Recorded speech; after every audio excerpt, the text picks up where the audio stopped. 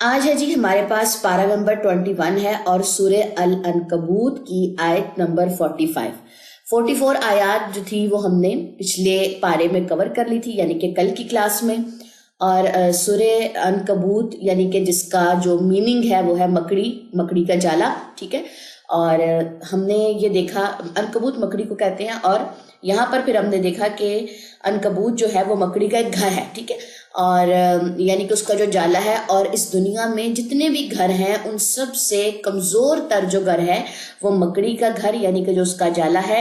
اور یہ جو شرک کرتے ہیں، یہ جو اللہ کے ساتھ کسی کو شریک ٹھہراتے ہیں یا اپنی جانوں پہ یہ جو ظلم کرتے ہیں، تو یہ کیسے گھر میں رہ رہے ہیں؟ مکڑی کے گھر کی طرح ہی یا اس کے گھر کی مانند ہی یہ اپنی زندگی گزارتے ہیں، یعنی کہ یہ جو شرک ہے یا ان کے جو شریک ہیں وہ اتنے ہی زیادہ کمزور ہیں۔ چلیں جی سٹارٹ کرتے ہیں۔ اعوذ باللہ من الشیطان الرجیم، بسم اللہ الرحمن الرحیم۔ اتل ما اوحی الیک من الکتاب واقم الصلاة ان الصلاة تنہی عن الفحشاء والمنکر ولذکر اللہ اکبر واللہ یعلم ما تصنعون۔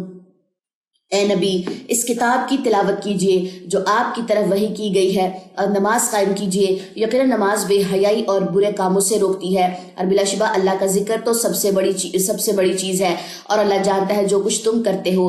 اور تم اہل کتاب سے احسن انداز ہی سے بحث و تکرار کرو، سوائے ان لوگوں کے جو ان میں سے ظالم ہے، اور تم ان سے کہو ہم اس کتاب پر ایمان لائے جو ہماری طرف نازل کی گئی ہے اور جو تمہاری طرف نازل کی گئی ہے، اور ہمارا معبود اور تمہارا معبود ایک ہی ہے اور ہم اسی کے فرما بردار ہیں۔ اور اے نبی جیسے پہلے نبیوں پر کتابیں نازل کی اسی طرح ہم نے آپ کی طرف یہ کتاب نازل کی، تو اس کتاب یعنی کہ قرآن پر وہ لوگ ایمان لاتے ہیں جنہیں ہم نے اس سے پہلے کتاب دی، اور ان اہل مکہ میں سے بھی بعض ان پر ایمان لاتے ہیں اور ہماری آیات کا انکار تو کافر ہی کرتے ہیں۔ جو اللہ کی آیات کا انکار کرے، اللہ تعالیٰ نے قرآن میں جتنے بھی احکامات نازل کیے ہم اس میں سے کسی کا انکار کر دیں، ٹھیک ہے، ہم کہیں کہ ٹھیک ہے میں سب کچھ کرنے کو تیار ہوں لیکن میں سود نہیں چھوڑوں گی، اور میں سب کچھ کرنے کو تیار ہوں لیکن میں پردہ نہیں کروں گی، ٹھیک ہے، تو یہاں پر واضح طور پہ کیا بات آئی ہے کہ ہماری آیات کا انکار تو کافر ہی کرتے ہیں۔ جس نے اللہ کی آیات کی، اللہ کے احکامات کی بات نہ مانی یا اللہ کے احکامات کو نہ مانا تو وہ اللہ کا بھی انکار کر رہا ہوتا ہے، ٹھیک ہے جی۔ اور آپ اس قرآن سے پہلے کوئی کتاب نہیں پڑھتے تھے اور نہ اپنے دائیں ہاتھ سے لکھتے تھے، اگر ایسا ہوتا تو باطل پرست یقیناً شک کر سکتے تھے، بلکہ یہ قرآن تو واضح آیات ہے، ان لوگوں کے سینوں میں محفوظ ہے جنہیں علم دیا گیا، اور ظالم لوگ ہی ہماری آیات کا انکار کرتے ہیں۔ یعنی کہ قرآن ایک کتابی فارم میں نہیں آئی بلکہ رسول اللہ صلی اللہ علیہ وسلم کے دل کے اوپر جو ہے یہ القا ہوئی ہے۔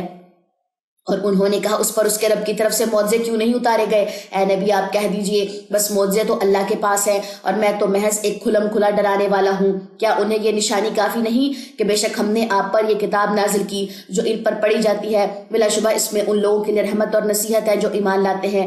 آپ کہہ دیجئے میرے اور تمہارے درمیان اللہ بطور گواہ کافی ہے، آسمان اور زمین میں جو کچھ ہے اسے جانتا ہے، اور جو لوگ باطل پر ایمان لائے اور انہیں اللہ کے ساتھ کفر کیا وہی خسارہ پانے والے ہیں۔ اور یہ لوگ آپ سے جلد عذاب مانگتے ہیں، اور اگر عذاب کا وقت مقرر نہ ہوتا تو انہیں عذاب ضرور آ لیتا، اور یقیناً وہ انہیں اچانک ہی آ لے گا اور انہیں خبر تک نہ ہوگی۔ یہ لوگ آپ سے جلد عذاب مانگ رہے ہیں، اور بلا شبہ جہنم کافروں کو گھیرے ہوئے ہے۔ اس دن ان کے اوپر سے اور ان کے پاؤں کے نیچے سے عذاب انہیں ڈھانپ لے گا، اور اللہ فرمائے گا جو کچھ تم کرتے تھے اس کا مزہ چکھو۔ اے میرے بندو جو ایمان لائے ہو، بلا شبہ میری زمین وسیع ہے تو تم میری ہی عبادت کرو۔ اب یہاں پہ زمین کی وسعت کا ذکر کیوں آیا ہے کہ اگر ایک جگہ پہ رہنا دشوار ہو رہا ہے اور وہاں کے رہنے والے جو ہے تمہیں شرک کے اوپر، بت پرستی کے اوپر جو ہے وہ مجبور کر رہے ہیں، تو وہ علاقہ یا وہ جگہ چھوڑ دو، میری زمین جو ہے وہ بہت زیادہ وسیع ہے۔ جیسے ہم نے اصحاب کہف کے بارے میں پڑھا کہ انہوں نے غار میں جا کے پناہ لی تھی اپنے ایمانوں کو بچانے کے لیے، تو اسی طرح آیت نمبر 56 میں بھی اللہ تعالیٰ نے کہا کہ میری زمین جو ہے وہ بہت وسیع ہے، میرے بندو جو ایمان لائے ہو تو تم میری ہی عبادت کرو، یعنی کہ شرک نہ کرنا۔ ہر جاندار موت کا مزہ چکھنے والا ہے، پھر تم ہماری ہی طرف لوٹائے جاؤ گے۔ اور جو لوگ ایمان لائے اور انہوں نے نیک عمل کیے ہم انہیں جنت کے بالا خانوں میں ضرور جگہ دیں گے، ان کے نیچے نہریں جاری ہوں گی، وہ ان میں ہمیشہ رہیں گے۔ نیک عمل کرنے والوں کا اجر بہت اچھا ہے۔ جن لوگوں نے صبر کیا اور وہ اپنے رب ہی پر توکل کرتے ہیں، اور زمین پر چلنے والے کتنے ہی جانور ہیں جو اپنا رزق اٹھائے نہیں پھرتے، اللہ انہیں اور تمہیں بھی رزق دیتا ہے، اور وہ خوب سننے والا خوب جاننے والا ہے۔ اور بلا شبہ اگر آپ ان سے پوچھیں کہ آسمان اور زمین کس نے پیدا کیے اور کس نے سورج اور چاند خدمت پر لگائے، تو وہ ضرور کہیں گے اللہ نے۔ پھر وہ کہاں بہکائے جاتے ہیں۔ اللہ اپنے بندوں میں سے جس کے لیے چاہتا ہے رزق کشادہ کرتا ہے، اور جس کے لیے چاہتا ہے تنگ کر دیتا ہے۔ بلا شبہ اللہ ہر چیز کو خوب جانتا ہے۔ اور البتہ اگر آپ ان سے پوچھیں کہ کس نے آسمان سے پانی نازل کیا، پھر کس نے زمین کی موت یعنی کہ ویرانی کے بعد اسے پانی سے زندہ یعنی کہ تر و تازہ کر دیا، تو وہ ضرور کہیں گے اللہ نے۔ تو آپ کہہ دیجئے الحمدللہ بل اکثرہم لا یعقلون، لیکن ان کی اکثر عقل نہیں رکھتے۔ یعنی کہ یہ جب کائنات میں غور و فکر کرتے ہیں تو اس بات کا ان کو علم ہوتا ہے کہ یہ جو موت کے بعد زندگی دینے والی بات ہے، یا جو آسمان سے پانی برسانے والی بات ہے، یا یہ جو کہہ لیں کہ یہ جو حکم ہے، یہ صرف اللہ کے علاوہ کوئی نہیں کر سکتا، لیکن ان کے اکثر عقل نہیں رکھتے۔ ٹھیک ہے، تو جو انسان اللہ کی بات نہیں مانتا اس کو کیا کہا گیا ہے؟ اس کو بے عقل کہا گیا ہے، ناسمجھ کہا گیا ہے، جاہل کہا گیا ہے۔ نیکسٹ آ جائیے جی، آیت نمبر ہے ہمارے پاس 64، اور یہ دنیا کی زندگی ایک کھیل تماشے کے سوا کچھ نہیں، اور بلا شبہ دار آخرت کی زندگی اصل زندگی ہے۔ کاش لوگ جانتے ہوتے۔ پھر جب وہ مشرکین کشتی میں سوار ہوتے ہیں تو وہ خالص اللہ کی اطاعت کرتے ہوئے اسے پکارتے ہیں، پھر جب وہ انہیں خشکی کی طرف نجات دیتا ہے تو خشکی پر آتے ہی وہ شرک کرنے لگتے ہیں، تاکہ وہ اس نعمت کی ناشکری کرے جو ہم نے انہیں دی، اور تاکہ وہ مزے اڑائیں۔ پھر جلد وہ اس کا انجام جان لیں گے۔ کیا انہوں نے دیکھا نہیں کہ بے شک ہم نے حرم یعنی کہ مکہ کو پرامن بنایا ہے، جبکہ لوگ اس کے ارد گرد سے اچک لیے جاتے ہیں؟ کیا پھر وہ باطل پر ایمان لاتے ہیں اور اللہ کی نعمت کی ناشکری کرتے ہیں؟ اور اس شخص سے زیادہ ظالم کون ہے جس نے اللہ پر جھوٹ گڑا، یا جب حق اس کے پاس آیا تو اس نے اسے جھٹلایا؟ کیا ایسے کافروں کا ٹھکانہ جہنم میں نہیں ہے؟ اور جو لوگ ہماری راہ میں جہاد کریں ہم انہیں اپنی راہ ضرور دکھاتے ہیں، اور یقیناً اللہ نیکی کرنے والوں کے ساتھ ہے۔ نیکسٹ ہے جی سورہ روم۔ بسم اللہ الرحمن الرحیم۔ الف لام میم غلبت الروم فی ادنى الارض وهم من بعد غلبهم سيغلبون۔ الف لام میم، رومی مغلوب ہو گئے قریب ترین سرزمین یعنی کہ شام و فلسطین میں، اور وہ اپنے مغلوب ہونے کے بعد جلد غالب ہوں گے۔ اب یہاں پہ دیکھیے کہ یہ قرآن کی ایک پیشن گوئی تھی، ایک پیشن گوئی ہے۔ اگر آج رومی شکست کھا گئے ہیں، لیکن چند سال میں رومی جو ہیں ایران پر غالب آ جائیں گے۔ اس آیت کے ذریعے اللہ تعالیٰ نے مسلمانوں کو کیا پیغام دیا ہے کہ جیسے مشرکین مکہ مسلمانوں پر آج غالب ہے نا، لیکن ایک دن ایسا آئے گا جب مسلمان غالب ہوں گے۔ ٹھیک ہے جی، جس طرح اللہ تعالیٰ نے رومی کے بارے میں بات کی کہ رومی جو ہے وہ مغلوب ہیں، ان کے اوپر ایرانیوں نے جو ہے قبضہ کیا ہوا ہے، لیکن ایک دن رومی جو ہے وہ فتح حاصل کریں گے، جیسے مسلمانوں نے فتح مکہ کے دن مکہ کو فتح کر لیا تھا۔ ٹھیک ہے، فتح مکہ وہی ہے نا، مکہ کو فتح کرنا۔ تو یہاں پہ مسلمانوں کو جو ہے وہ تسلی دی جا رہی ہے۔ چند برسوں میں اقتدار اللہ ہی کے لیے ہے، پہلے بھی اور بعد میں بھی، اور اس غلبے والے دن مومن بھی اپنی فتح پر خوش ہوں گے اللہ کی مدد سے۔ وہ جسے چاہتا ہے مدد دیتا ہے، اور وہ نہایت غالب بہت رحم کرنے والا ہے۔ نیکسٹ ہے جی آیت نمبر 6۔ یہ اللہ کا وعدہ ہے، اللہ اپنے وعدے کے خلاف نہیں کرتا، لیکن اکثر لوگ نہیں جانتے۔ وہ دنیا کی زندگی کا صرف ظاہری پہلو جانتے ہیں، اور وہ آخرت سے تو بالکل ہی غافل ہیں۔ کیا انہوں نے اپنے دلوں میں غور و فکر نہیں کیا کہ اللہ نے آسمان اور زمین کو اور جو کچھ ان کے درمیان ہے صرف حق کے ساتھ اور مقرر وقت کے لیے پیدا کیا ہے؟ اور بلا شبہ کثیر لوگ اپنے رب کی ملاقات ہی کے منکر ہیں۔ کسی بھی چیز کے پیچھے اگر آپ پڑ گئے ہیں نا، کیا میں اپنی زندگی میں یہ چیز چاہیے، مطلب میں اس کے بغیر رہ نہیں سکتی، کسی نامحرم کی بات کر لیں، آپ کسی بھی جائز چیز کی بات کر لیں، تو یہ بات اپنے مائنڈ پہ رکھ لیں کہ ہر چیز ایک مقرر وقت کے لیے، اور اس کے بعد اس کی تاثیر اور اس کا جو نام و نشان ہے وہ صفحہ ہستی سے مٹ جائے گا۔ کیا وہ زمین میں گھومے پھرے نہیں، یعنی کہ سیر و تفریح انہوں نے نہیں کی، انہوں نے جائزہ نہیں لیا زمین کا؟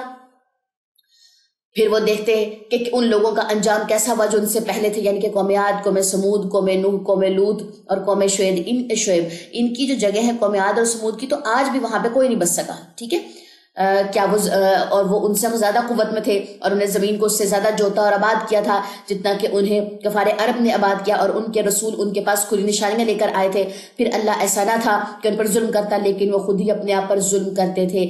یعنی کہ آج ہم اس وقت ٹیکنالوجی کی بات کر رہے ہیں نا، کہ ہم جس دور میں ہیں اور ہم نے بڑے علاقے فتح کر لیے ہیں، ہم نے زمین کو جو ہے وہ بہت زیادہ آباد کر دیا، لیکن اللہ تعالیٰ قرآن پاک میں کہتے ہیں کہ تم سے پہلے جو قومیں آئی تھیں، اب آپ خود دیکھیں پہاڑوں کو تراش تراش کے وہ گھر بناتے تھے وداؤٹ اینی ٹیکنالوجی، ان کے ہاتھ اتنے مضبوط تھے، وہ اتنے قوت والے اور جنگجو ان کے جسم تھے، اتنی زیادہ ان کی ہائٹ تھی۔ اب آپ کو پتہ ہے کہ آدم علیہ السلام کی ہائٹ 130 فٹ تھی، اور اس کے بعد بھی جو قومیں آتی گئی ہیں ان کی بھی ہائٹ کہہ لو 100 80 90 اتنی ان کی ہائٹ ہوتی تھی۔ ہماری ہائٹ کیا رہ گئی ہے لاسٹ؟ آپ خود سوچے نا، 6.5 یا 7، ٹھیک ہے، اتنے فٹ جو ہے وہ ہائٹ، اور جن کی 6 سے ابو ہوتے ہیں ہم تو ان کو ایسے کر کے دیکھ رہے ہوتے ہیں کہ جن کی تو اتنی زیادہ ہائٹ ہے، ٹھیک ہے۔ اب 6 دیکھ لیں اور 130 فٹ ہائٹ جو ہے وہ دیکھ لیں، ٹھیک ہے۔ تو یہ قوت میں بہت زیادہ تھے پہلی جو قومیں تھی۔ پھر جن لوگوں نے برے کام کیے تھے ان کا انجام بھی برا ہی ہوا، اس لیے کہ انہوں نے اللہ کی آیتوں کو جھٹلایا تھا اور وہ ان کا مذاق اڑایا کرتے تھے۔ اللہ ہی پہلی بار مخلوق کو پیدا کرتا ہے، پھر وہی اسے دوبارہ پیدا کرے گا، پھر اسی کی طرف تمہیں لوٹایا جائے گا، اور جس دن قیامت قائم ہوگی تو مجرم لوگ سخت مایوس ہوں گے، اور وہ ان کے شریکوں یعنی کہ معبودوں سے کوئی ان کا سفارشی نہیں بنے گا، اور وہ خود بھی اپنے شریکوں کے منکر ہو جائیں گے۔ اور جس دن قیامت قائم ہوگی اس دن لوگ مومن اور کافر الگ الگ ہو جائیں گے، پھر وہ لوگ ایمان لائے اور انہوں نے نیک عمل کیے تو وہ باغ یعنی کہ بہشت میں خوش و خرم ہوں گے۔ نیکسٹ ہے جی آیت نمبر 16، اور جن لوگوں نے کفر کیا اور ہماری آیات اور آخرت کی ملاقات کو جھٹلایا تو وہ عذاب میں گرفتار کیے جائیں گے۔ لہٰذا تم اللہ کی تسبیح یعنی کہ پاکی بیان کرو جب تم شام کرو اور جب تم صبح کرو، ٹھیک ہے جی۔ صبح شام کے اذکار اس میں شامل ہیں، صبح شام کی تسبیحات اس میں شامل ہیں۔ دن کے دونوں کناروں پہ بھی جو نمازیں ہیں ان کا خوب اہتمام کرے، کیونکہ فجر اور عشاء کی نماز کون چھوڑتا ہے؟ منافق چھوڑتا ہے۔ اور آسمان اور زمین میں اسی کے لیے تمام حمد ہے، اور تسبیح کرو پچھلے پہر اور جب تم ظہر کرو۔ اب یہاں پہ عصر اور ظہر کی بات آئی ہے، اور دن کے کناروں پہ مغرب ہے، عشاء ہے، اور کیا نام ہے، فجر ہے، ٹھیک ہے جی۔ اور وہ زندہ کو مردہ سے نکالتا ہے اور وہی مردہ کو زندہ سے نکالتا ہے، اور وہی زمین کو اس کے مردہ یعنی کہ ویران ہونے کے بعد زندہ کر آباد کرتا ہے، اور اسی طرح تم بھی زمین سے تمہیں بھی زمین سے نکالا جائے گا۔ اور یہ اس کی نشانیوں میں سے ہے کہ اس نے تمہیں مٹی سے پیدا کیا، پھر اب تم بشر ہو جو ہو ہر طرف پھیل رہے ہو، اور یہ بھی اس کی نشانیوں میں سے ہے کہ اس نے تمہارے لیے تمہاری جن سے بیویاں پیدا کی تاکہ تم ان سے سکون حاصل کرو، اور اس نے تمہارے درمیان محبت اور رحمت پیدا کر دی۔ بلا شبہ اس میں ان لوگوں کے لیے عظیم نشانیاں ہیں جو غور و فکر کرتے ہیں۔ اب یہاں پہ یہ دیکھیں،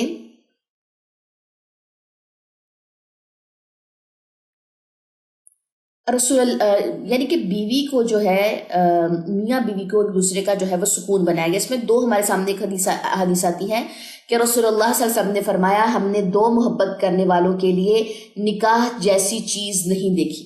اگر دو لوگ آپس میں محبت کرتے ہیں تو وہ نکاح کریں، ٹھیک ہے۔ دوسری بات، رسول اللہ صلی اللہ علیہ وسلم نے فرمایا کہ تم میں سے بہتر شخص وہ ہے جو اپنی بیویوں کے لیے اچھا ہے۔ یہ دونوں حدیثیں یاد کریں اور آج اپنے شوہروں کو سنائیں۔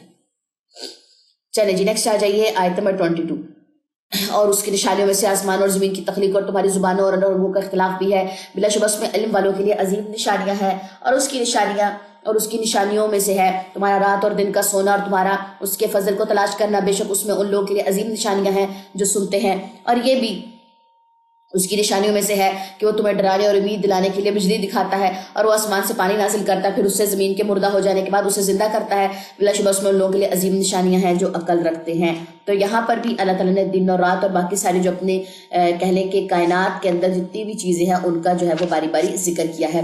اور یہ بھی اس کی نشانیوں میں سے ہے کہ آسمان اور زمین اس کے حکم سے قائم ہے، پھر جب وہ تمہیں زمین میں سے ایک ہی بار پکارے گا تو تم یکایک باہر نکل آؤ گے، اور آسمان اور زمین میں جو کوئی بھی ہے اسی کی ملکیت ہے، سب اسی کے فرما بردار ہے، اور وہی اللہ ہے جو مخلوق کو پہلی بار پیدا کرتا ہے پھر وہی اسے دوبارہ پیدا کرے گا، اور یہ اس کے لیے زیادہ آسان ہے۔ اور آسمان اور زمین میں اسی کی صفت اعلیٰ ہے، اور وہی غالب خوب حکمت والا ہے۔ اس نے تمہارے سمجھانے کے لیے خود تمہیں میں سے ایک مثال بیان کیا کہ ہم نے تمہیں جو رزق دیا ہے، کیا اس میں تمہارے غلاموں میں سے بھی کوئی تمہارے شریک ہو سکتے ہیں کہ تم اس میں برابر ہو جاؤ؟ تم اس سے ایسے ڈرتے ہو جیسے اپنے ہمسر لوگوں سے، اسی طرح ہم اپنی آیات ان لوگوں کے لیے کھول کر بیان کرتے ہیں جو عقل سے کام کر لیتے ہیں۔ اب آپ یہ دیکھیں کہ یہاں پر ایک مثال دی گئی ہے کہ جی تم جو ہے وہ جو کما کر لاتے ہو، اگر وہ یہ بات کہا جائے کہ اس میں جو ہے اپنے غلاموں کو شریک ٹھہراؤ، تو تمہیں یہ بات کتنی زیادہ بری لگے. ٹھیک ہے، صدقے کے نام پہ تو ان کو کہا گیا کہ اپنے غلاموں کو ساتھ میں جو ہے وہ اس میں تھوڑا بہت دو، یعنی کہ صدقہ کرو، لیکن اگر شریک ٹھہرایا جائے تو تمہیں اس بات کی سمجھ آئے کہ کس طریقے سے تم اللہ کے ساتھ جو ہے وہ شریک ٹھہراتے ہو. بلکہ جن لوگوں نے ظلم کیا انہوں نے بغیر علم کے اپنی خواہشوں کی پیروی کی. پھر جسے اللہ نے گمراہ کر دیا ہو اسے کون ہدایت دے سکتا ہے، اور ان کا کوئی مددگار نہ ہوگا. چنانچہ اے نبی آپ یکسو ہو کر اپنا رخ دین کی طرف سیدھا رکھے، اللہ کی فطرت اختیار کرو جس پر اس نے لوگوں کو پیدا کیا، یعنی کہ دین اسلام پر. اللہ کی تخلیق میں تبدیلی نہیں ہو سکتی، یہی سیدھا دین ہے، لیکن اکثر لوگ نہیں جانتے. اس کی طرف رجوع کرتے ہوئے دین پر قائم رہو اور تم اس سے ڈرتے رہو، نماز قائم کرو اور تم مشرکوں میں سے نہ ہو جاؤ. یعنی جن لوگوں نے اپنے دین کو ٹکڑے ٹکڑے کر دیا اور وہ کئی گروہ ہو گئے، ہر گروہ کے پاس جو کچھ ہے وہ اسی پر خوش ہیں. نیکسٹ ہے جی آیت نمبر 33 سورہ روم. اور جب لوگوں کو کوئی تکلیف پہنچتی ہے تو اپنے رب کی طرف رجوع کرتے ہوئے اسی کو پکارتے ہیں. پھر جب وہ اپنی طرف سے انہیں رحمت کا مزہ چکھاتا ہے تو ان میں سے کچھ لوگ اپنے رب کے ساتھ شرک کرنے لگتے ہیں. یعنی کہ جب تکلیف میں ہوتے ہیں تو اللہ کو پکارتے ہیں، ٹھیک ہے، اور جب اللہ تعالیٰ تکلیف لوگوں سے دور کر دیتے ہیں تو تب وہ کیا کرتے ہیں، تب وہ اللہ کو بھول جاتے ہیں. یعنی کہ کسی طرح بھی وہ ایمان جو ہے وہ نہیں لے کر آتے، نہ شکری کرتے اور ایمان سے بلکہ پھر جاتے ہیں. ٹھیک ہے جی، نیکسٹ آ جائیے آیت نمبر 34. تاکہ وہ اس چیز یعنی کہ نعمت کی نہ شکری کرے جو ہم نے انہیں دی تو تم فائدہ اٹھا لو، پھر جلد تم جان لو گے. کیا ہم نے ان پر کوئی ایسی دلیل نازل کی ہے کہ وہ اس کے شرک کرنے کو صحیح بتاتی ہے؟ اللہ تعالیٰ کہہ رہے ہیں کہ کیا میں نے تمہیں کیسی دلیل، کیسی صورت، اس میں کوئی ایسی آیت آئی ہے کہ ہم نے اس میں شرک کو جو ہے اس کی اجازت دی ہو؟ اور جب ہم لوگوں کو اپنی رحمت کا مزہ چکاتے ہیں تو اس پر خوش ہوتے ہیں، اور اگر ان کے ہاتھوں کی آگے بھیجی ہوئی کمائی کی وجہ سے کوئی مصیبت انہیں آ لے تو وہ فوراً نا امید ہو جاتے ہیں. یعنی کہ کوئی بھی مشکل جو ہے وہ انسان کے اپنے اعمال کی وجہ سے آتی ہے. اگر ان کو کوئی مشکل یا مصیبت نظر آئے تو وہ نا امید ہو جاتے ہیں. کیا انہوں نے نہیں دیکھا کہ بے شک اللہ جس کے لیے چاہے رزق کشادہ کر دیتا اور جس کے لیے چاہے تنگ کر دیتا ہے؟ بلا شبہ اس فراخی اور تنگی پر لوگوں کے لیے عظیم نشانیاں ہیں جو ایمان لاتے ہیں. لہٰذا آپ قرابت داروں کو اس کا حق دے اور مسکین اور مسافر کو بھی. یہ ان لوگوں کے لیے بہتر ہے جو اللہ کا چہرہ چاہتے ہیں اور یہی لوگ فلاح پانے والے ہیں. اور تم سود پر جو قرض دو تاکہ وہ لوگوں کے لیے اموال میں شامل ہو کر بڑھتا رہے تو وہ اللہ کے ہاں نہیں بڑھتا. اور تم اللہ کا چہرہ چاہتے ہو جو کچھ بطور زکوٰۃ دو تو ایسے لوگ ہی اپنا مال کئی گنا بڑھانے والے ہیں. یعنی کہ جو اللہ کی راہ میں تم صدقہ کرتے ہو اس کا مال بڑھتا ہے، لیکن جو تم سود لیتے تمہیں لگتا تو ہے کہ تم نے زائد لے لیا ہے. لوگوں کو اگر تم نے 1000 دیا اور واپسی پہ تم نے 2000 لیا ہے، تمہیں تو لگا کہ تم نے 1000 جو ہے وہ زیادہ لیا ہے، لیکن یہ اللہ کے ہاں نہیں بڑھتا. اللہ کے ہاں صرف وہی مال بڑھتا ہے جو حلال ہے. اللہ وہ ذات ہے جس نے تمہیں پیدا کیا، پھر اس نے تمہیں رزق دیا، پھر وہ تمہیں موت دے گا، پھر وہ تمہیں زندہ کرے گا. کیا تمہارے شریکوں میں سے کوئی ہے جو ان کاموں میں سے کچھ کر سکے؟ اللہ ان کے شریک ٹھہرانے سے پاک اور اعلیٰ ہے. خشکی اور تئی میں فساد ظاہر ہو گیا جو لوگوں کے ہاتھوں کی کمائی کا نتیجہ، تاکہ اللہ انہیں ان کے اعمال کا مزہ چکھائے جو انہوں نے کیے، تاکہ وہ ہدایت کی طرف رجوع کرے. آیت نمبر 42. آپ کہہ دیجئے تم زمین میں سیر کرو، پھر دیکھو ان لوگوں کا کیسا انجام ہوا جو ان سے پہلے تھے، ان کے اکثر مشرک ہی تھے. آپ اپنا رخ درست دین کی طرف سیدھا رکھے اس سے پہلے کہ وہ دن آ جائے جو اللہ کی طرف سے ٹلنے والا نہیں. اس دن وہ مومن اور کافر الگ الگ ہو جائیں گے. جس شخص نے کفر کیا تو اس کے کفر کا وبال اسی پر ہوگا، اور جنہوں نے نیک عمل کیے تو وہ اپنے ہی لیے راہ ہموار کر رہے ہیں تاکہ اللہ ان لوگوں کو اپنے فضل سے جزا دے جو ایمان لائے اور انہوں نے نیک عمل کیے. بلا شبہ اللہ کافروں کو پسند نہیں کرتا. اور اس کی نشانیوں میں سے یہ ہے کہ وہ بشارت دینے والی ہوائیں بھیجتا ہے تاکہ وہ تمہیں اپنی رحمت کا مزہ چکھائے، اور تاکہ اس کے حکم سے کشتیاں چلیں، اور تاکہ تم اس کا فضل تلاش کرو، اور تاکہ تم شکر کرو.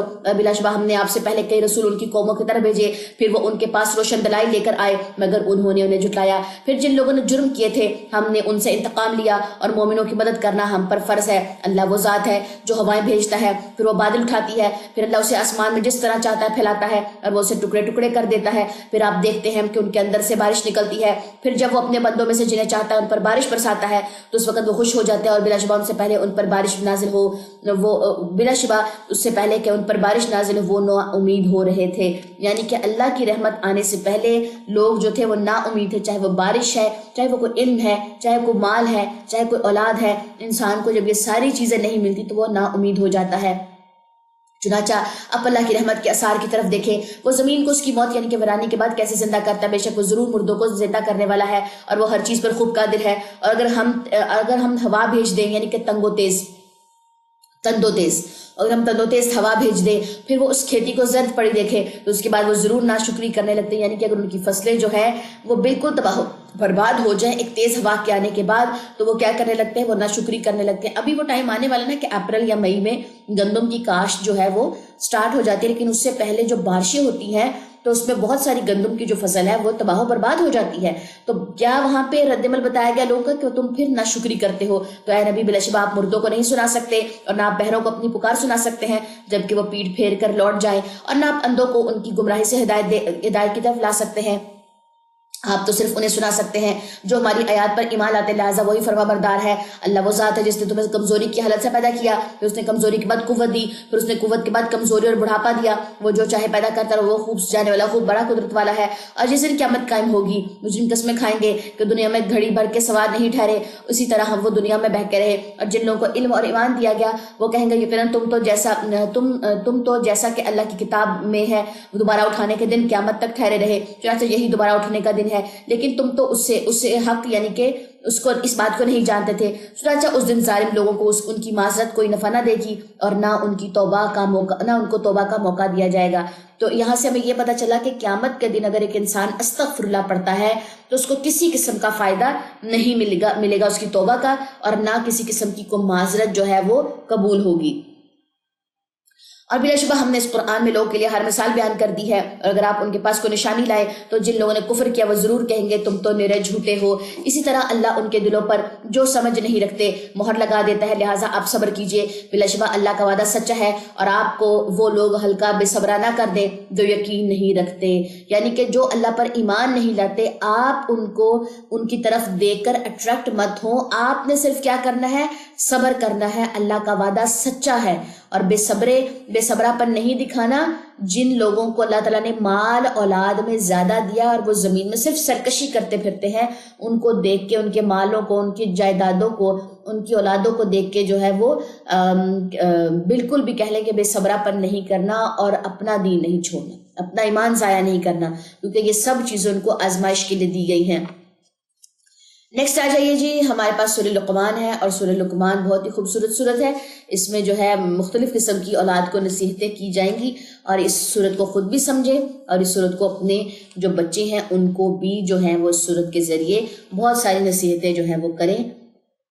چلیں جی اسٹارٹ کرتے ہیں. اعوذ باللہ من الشیطان الرجیم، بسم اللہ الرحمن الرحیم. الف لام میم، تلک آیات الکتاب الحکیم، ھدی ورحمۃ للمحسنین.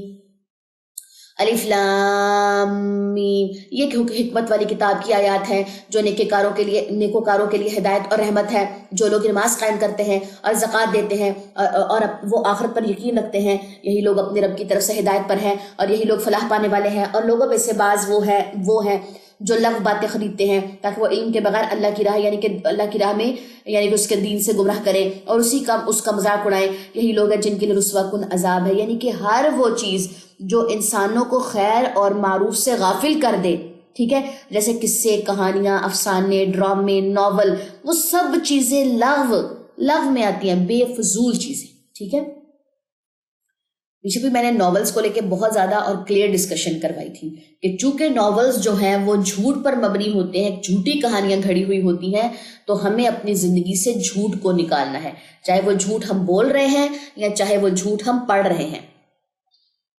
اور جب ایسے شخص پر ہماری آیات تلاوت کی جاتی ہیں تو وہ تکبر کرتے ہوئے پلٹ جاتا ہے جیسے اس نے وہ سنی ہی نہیں، گویا کہ اس کے دونوں کانوں میں ڈانٹ ہو. چنانچہ آپ اسے دردناک عذاب کی خبر سنا دیجئے. بے شک جو لوگ ایمان لائے انہوں نے نیک عمل کیے ان کے لیے پر نعمت باغ ہے، وہ ان میں ہمیشہ رہیں گے. یہ اللہ کا سچا وعدہ ہے اور وہ نہایت غالب خوب حکمت والا ہے. اس اللہ نے ستونوں کے بغیر آسمان پیدا کیے، تم انہیں دیکھتے ہو، اور اس نے زمین میں مضبوط پہاڑ گاڑ دیے تاکہ زمین تمہیں ساتھ لیے جھک نہ پڑے، اور اس نے اس میں ہر قسم کے چوپائے پھیلائے، اور ہم نے آسمان سے پانی نازل کیا، پھر اس زمین میں ہر قسم کے نفیس اور عمدہ چیزیں اگائی.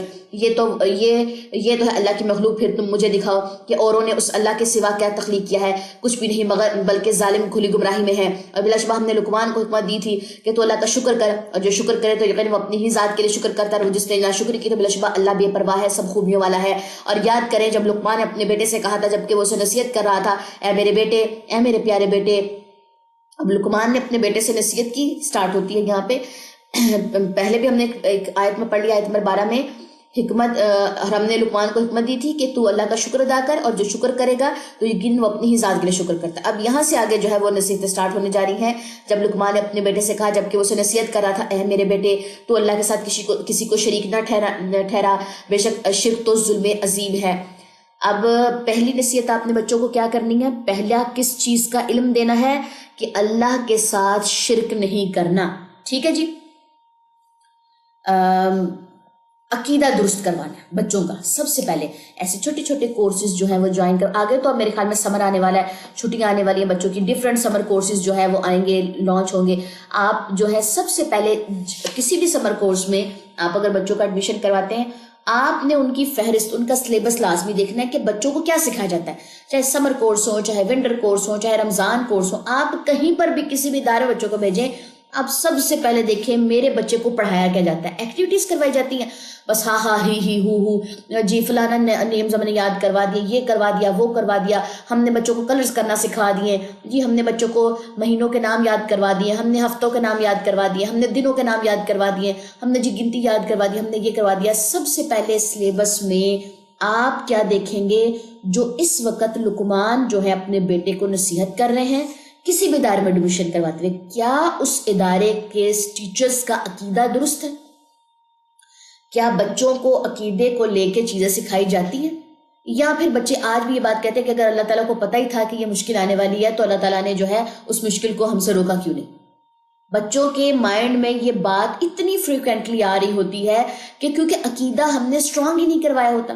تو سب سے پہلے اللہ کی پہچان کروانا، اللہ کی ربوبیت کی پہچان کروانا، اللہ کی عبودیت کی پہچان کروانا، اللہ کی معرفت کروانا، اللہ تعالیٰ کے جو صفاتی نام ہیں، جو اسماء الحسنی ہیں، ان کو بچوں کو یاد کروانا، پھر ان کی ڈیٹیلز بچوں کو بتانا کہ اللہ الرازق ہے، وہ کیسے کیسے رزق دیتا ہے۔ یہ جو آپ لوگوں کی کاپی پینسلز آتی ہیں، آپ لوگوں کے یونیفارم آتے ہیں، آپ لوگوں کے جوتے آتے ہیں، یہ آپ کے ماں باپ نہیں افورڈ کر سکتے، یا آپ کے ماں باپ کے اندر اتنی اللہ تعالیٰ نے وسعت دی، یہ اللہ آپ کو دیتا ہے، ہم تو صرف وسیلہ ہیں۔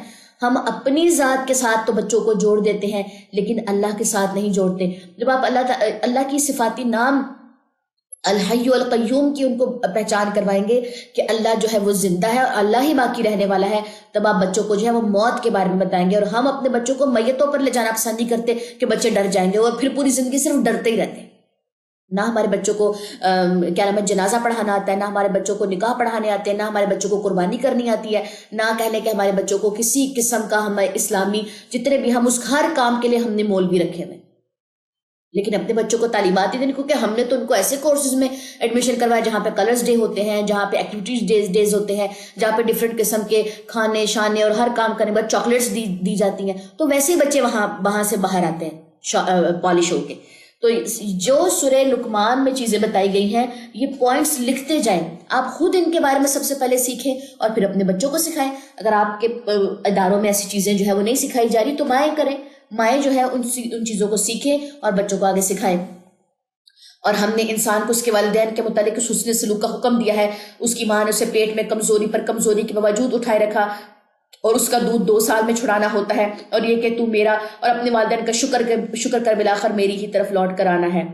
کیا کچھ بتایا لقمان علیہ السلام نے اپنے بیٹوں کو کہ تمہاری ماں نے پیٹ میں کمزوری پر کمزوری اٹھائی ہے، وہ اٹھا کے اس نے رکھا ہے۔ اتنی باڈی میں کمزوری ہو چکی ہے، ہڈیاں اتنی کمزور ہو جاتی ہیں ماں کی، اور اس نے تمہیں 2 سال دودھ پلایا، اور دودھ پلانے کا مرحلہ کتنا اذیت والا ہوتا ہے، کتنا اذیت والا۔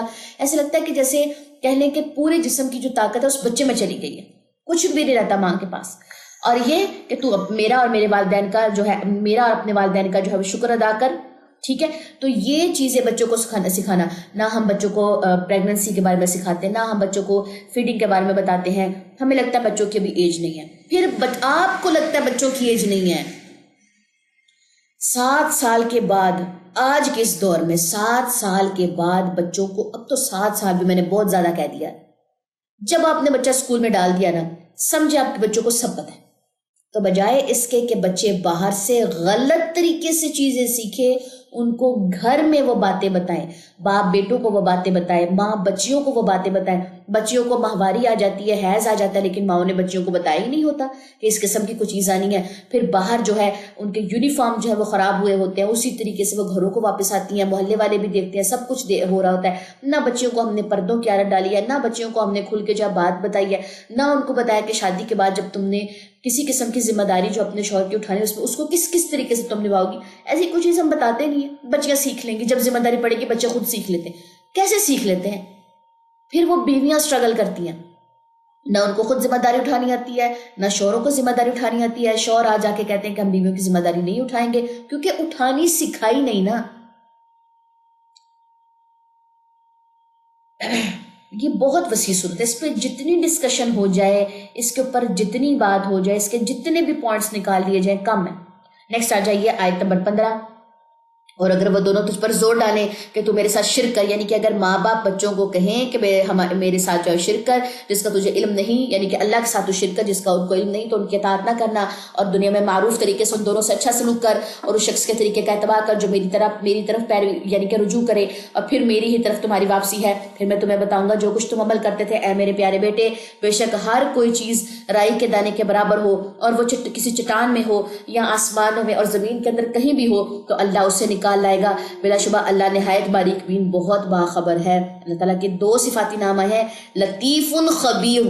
ان دونوں ناموں کی تفسیر بچوں کو سکھائیں کہ آپ اگر چوری کرتے ہیں، آپ اگر کہیں پر کسی کی چیز چراتے ہیں، کسی کی غیر موجودگی میں اس کی چیز آپ اٹھا کے کھاتے، کسی کی آئس کریم کھاتے، کسی کی چاکلیٹ کھاتے، کوئی بھی چیز آپ کسی کی غیر موجودگی میں اٹھا کے کھاتے ہیں، تو اے میرے پیارے بیٹے، کوئی چیز رائی کے دانے، ہم بچوں کو تو رائی کا ہی نہیں پتا، گھروں میں رائی موجود ہی نہیں ہے. اچار ڈالیں گے تو گھر میں رائی آئے گی، یا کبھی کسی ریسپی میں ہم نے دیکھ لیا تو رائی ہے، تو اس کے اسپائسز ہم لاتے نہیں ہیں. تو قرآن میں رائی کے دانے کا ذکر ہے کہ میرے بچوں، رائی کے دانے کے برابر اگر تم نے کوئی عمل کیا، برا عمل، یا وہ کسی چٹان میں تم چھپائے ہو، یا تم نے کسی آسمان میں کہیں چھپا دیا، کسی زمین میں چھپا دیا، اللہ تمہارے سارے اعمال باہر نکال دے گا. اگر تم نے کسی کی کاپی چوری کی ہے، کسی کی پینسل، کسی کی بک، کسی کا شارپنر، کسی کی ریزر، کسی کے پیسے چوری کیے، کسی کا ٹفن کھول کے کھایا ہے، تو اے میرے پیارے بیٹے، اللہ تمہارا یہ سارا عمل جو تم نے چوری چھپ کے کیا ہے، اللہ سب کے سامنے روز قیامت نکال دے گا. دنیا میں بھی تمہیں رسوائی دے گا، دنیا میں بھی کسی ایک دن وہ تم سارا معاملہ کھل جائے گا، اور آخرت میں تو رسوائی ہی رسوائی ہے. اللہ بہت باریک بین اور بہت باخبر ہے. کیا ہم اپنے بچوں کو اس طریقے سے اللہ کی پہچان کرواتے ہیں؟ ہم صرف اللہ سے ڈرا دیتے ہیں، یہ کام نہیں کرنا اللہ تعالیٰ ماریں گے، یہ کام نہیں کرنا اللہ تعالیٰ ناراض ہو جائیں گے. اللہ کو ناراض ہو کے کیا ملے گا؟ اللہ تعالیٰ کہتے ہیں نا، اللہ تعالیٰ کہتے ہیں میں نے ناراض کیوں ہونا ہے؟ تم مجھ سے دور جاتے ہو، میں تم سے دور نہیں جاتا. ہم اپنے بچوں کو اللہ کی غلط پہچان کرواتے ہیں. ایسے ہی وہ بڑے ہو کے جو ہے کافروں کے مذہبوں کی طرف جو ہے اٹریکٹ ہوتے ہیں. کیونکہ اگر فار ایگزامپل ایک بندہ اگر شراب خانے میں گیا اور اس کا فون بجائے، شراب خانے والے کیا اس کو ماریں گے، پیٹیں گے، اس کو برا بلا کہیں گے تیرا فون کیوں بجائے. اور ایک آدمی اگر مسجد گیا اور وہ سائلنٹ پہ فون لگانا بھول گیا، اس کا فون بجائے، تو سارے مقتدی جو نماز پڑھے ہوں گے سارے اٹھ کے جو ہے اس کو برا بلا کہیں گے کہ تمہیں یاد نہیں کہ اپنا موبائل جو ہے وہ تم نے سائلنٹ پہ لگانا ہے یا اپنا موبائل بند کرنا ہے، کیسے انسان ہو. تو وہ انسان کہتا ہے کہ میں پھر شراب خانے میں جاؤں کہ مسجد میں جاؤں، جہاں مجھے عزت ملے گی میں وہاں جاؤں گا نا. تو ہمیں تو نصیحت کرنی ہی نہیں آتی. آیت نمبر 17. اے میرے پیارے بیٹے، تم نماز قائم کر اور نیکی کا حکم دے اور برائی سے منع کر، اور جو تکلیف تجھے پہنچے اس پر صبر کر، بے شک یہ ہمت کے کاموں میں سے ہے. بچوں کو صبر لازمی سکھائیں، لیکن بچوں کو ظلم برداشت کرنا کبھی نہ سکھائیں. اگر ٹیچرز ان کو مارتی ہیں، اگر اس قسم کا کوئی ٹیچرز فیورٹزم کا کام کرتی ہیں بچوں کے درمیان میں، یہ ان میں احساس کمتری پیدا کرے گا. بچوں کو گھروں سے یہ ٹرین کریں کہ اگر فیورٹزم کلاس میں زیادہ ہو رہا ہے، ہر چیز میں آپ کو پیچھے رکھا جا رہا ہے، آپ نے پیچھے نہیں رہنا. آپ کے اوپر اگر ٹیچر تشدد کر رہی ہیں، آپ کو اگر ٹیچر مار رہی ہیں، یا آپ کسی گلی محلے کے باجی کے گھر، آپ نے کسی استادنی کے گھر جو ہے قرآن پڑھنے کے لیے بھیجا ہوا ہے، اگر وہاں پہ تشدد ہو رہا ہے تو گھر آ کے لازمی بتانا. یہ بہت بڑی غلطی ہے جو ہمارے ماں باپ کرتے ہیں کہ بیٹا صبر کرو، کوئی بات نہیں، کیا نام ہے، قرآن پڑھنا آ جائے گا، چلو کوئی بات نہیں، صبر کرو بیٹا، علم حاصل ہو جائے گا. بچے پوری زندگی نہ قرآن کے پاس جائیں گے نہ نماز کے پاس جائیں گے. ہمارے بچے آج نماز کیوں نہیں پڑھتے؟ کیونکہ اتنے سخت طریقے سے محلے کی استادیوں نے، محلے کی باجیوں نے، اور یہ مدرسے کی جو باجیاں جو سختی کرتی ہیں، جہاں سے ہم نے قرآن پڑھا انہوں نے تو باقاعدہ اتنا بڑی سٹک رکھی ہوتی، سٹک کے اوپر پائپ چڑھایا ہوا تھا. اگر ہلکی سی بھی آواز کم ہوتی تھی، ہم کم آواز میں پڑھتے نا، جیسے آبادن، احدن، آزینہ، کچھ بھی قاعدہ سیکھ رہے ہوتے تھے چھوٹے، تو بالکل کمر کی جو ہڈی ہے نا، ریڑھ کی ہڈی، اس ہڈی میں آ کے وہ اسٹک لگتی تھی کہ آواز آہستہ کیوں ہوئی ہے. اور میں اس کے بعد یہ دیکھیں میرا خود کا مائنڈ تھا کہ میں حفظ کروں گی، لیکن اتنا کوئی دل اس وقت اٹھ گیا نماز سے. کوئی نماز میں ہلکی سی پوزیشن خراب ہوتی تھی، وہ اتنا زیادہ تشدد کرتے تھے بچوں پہ، اتنا مارتے تھے. اور یہ بھی ساتھ بتاتے گھر اگر جا کسی نے بتایا تو کل زیادہ مار پڑے گی. یہ آج بھی ہو رہا ہے. کیا لگتا ہے کہ آج ٹیکنالوجی آ گئی ہے تو نہیں ہوتا. آئے دن آپ ڈیفرنٹ قسم کی ویڈیوز دیکھتے ہیں کہ قرآن کے جو استاد ہیں وہ صرف بچوں کو اتنا زور زور کے تھپڑ مارتے، فرسٹریشنز نکالتے ہیں آ کے، کبھی دیواروں پہ مارتے ہیں ان کا سر، کبھی جوتے اٹھائے ہوتے ہیں اور سروں کے اوپر 100 جوتے مار رہے ہوتے ہیں. بچوں کو یہ بات سکھائیں. اگر کسی استاد نے آپ کے اوپر تشدد کیا تو آپ نے آ کے مجھے بتانا ہے. ظلم نہیں سہنا، ظلم پہ صبر نہیں کرنا. صبر تو کوئی اور چیز ہے کہ اگر تم نیکی کا حکم دو گے، اگر تم برائی سے اپنے دوستوں میں روکو گے، کہ اگر دوست تمہیں کسی برائی سے روک رہے ہیں، اگر وہ اس کے بعد جب تم برائی سے روکو گے تمہاری دوستی ختم ہو جائے گی، تمہارے وہ دوست نہیں رہیں گے. آٹومیٹکلی وہ کہیں گے کہ اگر ہم اس کو ساتھ لے کے گئے کسی پارٹی پہ، اگر ہم نے وہاں پہ حرام کام کرنا یہ تو ہمیں روکے گا، تو اس کو لے کے نہیں جائیں گے، دوستی ختم ہو جائے گی. تو تم نے صبر کرنا ہے. یہ ہوتا ہے صبر جو بچوں کو سکھانا ہوتا ہے کہ جب اللہ کی راہ میں تم نکلو گے، نیکی کا حکم دو گے، برائی سے روکو گے تو تمہیں تکلیف آئے گی، تمہیں لوگوں کا ایک رویہ برداشت کرنا پڑے گا، اے میرے بیٹے اس پہ صبر کرنا. لیکن بچوں کو ظلم سہنے سے آپ نے بچانا ہے. ان کو یہ ٹرین کرنا ہے کہ آپ نے کسی قسم کا ظلم نہیں سہنا. اپنی بچیوں کو بھی اس بات کو لے کر ٹرین کریں کہ کسی قسم کا سسرالوں میں جا کے ظلم نہیں سہنا، مار کٹائی یا تشدد نہیں سہنا. ہم نے ایسی ٹریننگ نہیں کی. ہم نے کہا نہیں ہمیں نہیں بتا رہا، ہمیں نہیں بتانا، صبر کرو، دن بدل جائیں گے. کون سے دن بدل جائیں گے؟ نیکسٹ آ جائیے آیت نمبر 18. اور تو لوگوں سے بے رخی نہ کر اور زمین پر اکڑ کرنا چاہیے، یعنی کہ لوگوں کے ساتھ بے رخی نہیں کرنی، ان کے ساتھ برا سلوک نہیں کرنا، اور زمین پر اکڑ کر یعنی کہ پاؤں مار مار کر نہیں چلنا. بچوں میں ہوتا ہے نا تیز تیز بھاگتے ہیں، زمین پہ پاؤں مارتے ہیں، چیخے مارتے ہیں. یہ ان چیزوں سے بچوں کو شروع سے روکیں. ٹھیک ہے. بے شک اللہ ہر مغرور ڈینگے مارنے والوں کو پسند نہیں کرتا. اللہ کو ایسے انسان پسند ہے. آپ اللہ کے فیورٹ بننا چاہتے ہیں؟ بچوں سے یہ پوچھیں. بچے نہیں کہیں گے بالکل ہم اللہ تعالیٰ کے فیورٹ بننا چاہتے ہیں. تو اے میرے بیٹے کبھی بھی تکبر نہ کرنا، اپنے آپ کو دوسروں سے بڑا مت سمجھنا، اور ڈینگے مت مارنا، لمبی لمبی مت چھوڑنا. اللہ کو ایسے لوگ نہیں پسند. نیکسٹ آ جائیے جی آیت نمبر 19. اور تو اپنی چال درمیانی رکھ اور اپنی آواز دھیمی رکھ، بلا شبہ سب آوازوں سے بری آواز گدھے کی آواز ہے. بچوں کو یہ بات سکھائیں کہ اگر تم اونچی آواز میں بات کرو گے، اگر آپ اونچی آواز میں بات کرو گے تو تمہاری آواز اور گدھے کی آواز بالکل ایک جیسے. کیونکہ گدھا جب بول رہا ہوتا ہے، گائیں گائیں کر رہا ہوتا ہے، تو کیا نام ہے اس کی جو آواز ہے وہ کس طرح کانوں میں لگتی ہے. اس وقت کیا کہا گیا ہے کہ اعوذ باللہ من الشیطان الرجیم پڑھے، کیونکہ اس کی آواز ہی ایسی ہے، اس کو شیطان نظر آ رہا ہوتا ہے. تو بیسیکلی بچوں کو یہ بات بتائیں کہ اونچی آواز میں بات کرنا، چیخے مارنا سب، اور یہ بری آواز ہے کیونکہ بری آوازیں جو ہے وہ گدھے کی آواز، سب سے بری آواز جو ہے وہ گدھے کی آواز ہے. تو اس آیت کے ذریعے سے آپ بچوں کو آہستہ بولنا بھی سکھا سکتے ہیں اور ان کو آہستہ دھیما چلنا بھی سکھا سکتے ہیں. جو ہائپر ایکٹیو بچے ہوتے ہیں ان کو دھیما چلانا اٹس اے بگ ٹاسک. میرا بچہ بھی سیم ہے، اتنا فاسٹ بھاگے گا، اتنا تیز بولے گا، لیکن آہستہ آہستہ کاؤنسلنگ کرتے جائیں. یہ نہیں کہ بچے بولتے ہیں اچھا کوئی بات نہیں بچے ہی تو ہیں، اگر وہ چیختے رہے کوئی بات نہیں، وہ کھیل ہی تو رہے، اگر وہ بھاگ رہے تو کھیل ہی تو رہے.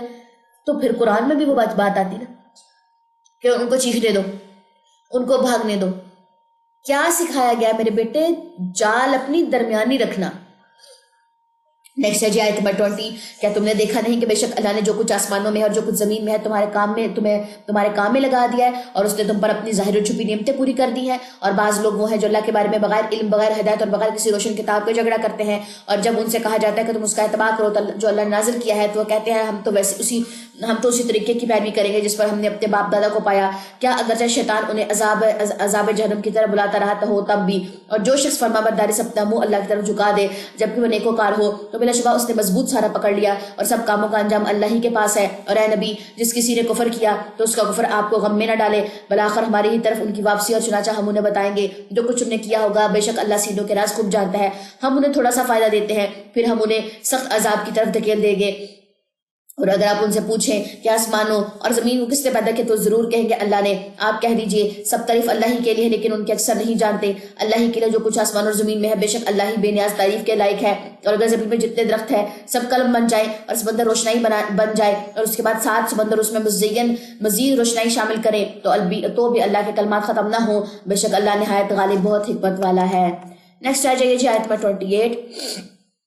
تمہیں پیدا کرنا اور تمہیں دوبارہ اٹھانا اللہ کے نزدیک ایسا ہی ہے جیسے ایک نفس کو پیدا کرنا. بلا شبہ اللہ خوب سننے والا خوب دیکھنے والا ہے. کیا آپ نے نہیں دیکھا کہ بے شک اللہ رات کو دن میں داخل کرتا ہے اور دن کو رات میں داخل کرتا ہے, اور اس نے سورج اور چاند کو کام میں لگا دیا ہے, ہر ایک مقرر وقت تک چلتا رہے گا, اور بے شک جو تم عمل کرتے ہو اللہ اس سے خوب باخبر ہے.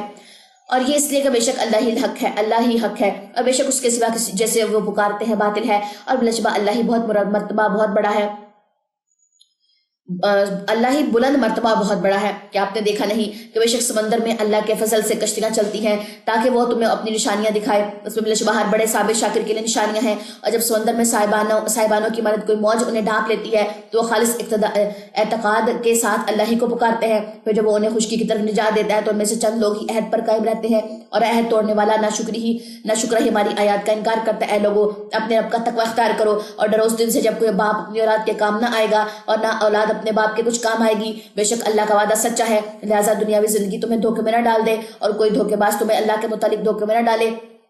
بے شک قیامت کا علم اللہ ہی کے پاس ہے, اور وہی بارش نازل کرتا ہے, اور وہی جانتا ہے جو ماؤں کے پیٹوں میں ہے, اور کوئی نہیں جانتا کہ وہ کل کیا کام کرے گا, اور کوئی نہیں جانتا وہ کس زمین میں مرے گا. بے شک اللہ خوب جاننے والا خوب باخبر ہے. کس چیز کا انسانوں میں اللہ تعالیٰ نے علم نہیں انسانوں کو دیا, وہ ذرا پوائنٹس نوٹ کر لیجئے. نمبر 1, قیامت کے وقوع کا علم انسانوں کے پاس نہیں ہے. کل کیا ہوگا, موت کہاں آئے گی, بارش کا برسنا, رحم مادر میں جنس. بارش کا برسنا فور کاسٹ میں سم ٹائم آ رہا ہوتا نا کہ آج بارش ہے, لیکن نہیں ہوتی. اللہ کے پاس اس کا علم ہے, فور کاسٹ ہمیں نہیں بتائے گی. بعض دفعہ فور کاسٹ میں ہوتا بھی نہیں ہے کہ بارش ہوگی, لیکن بارش ہوتی.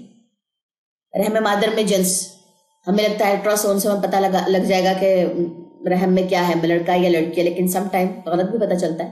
جتنی بھی ٹیکنالوجی آ جائے, بیٹا بتایا ہوتا بیٹی ہو جاتی, بیٹی بتایا ہوتا بیٹا ہو جاتی ہے, تو وہ ایک ٹیکنالوجی ہے. رحم مادر میں کیا چیز ہے یہ اللہ کو ہی پتہ ہے. اس کا رزق, اس کا حساب کتاب سب کچھ اللہ کے ذمہ ہے, سب کچھ اللہ کے علم میں ہے.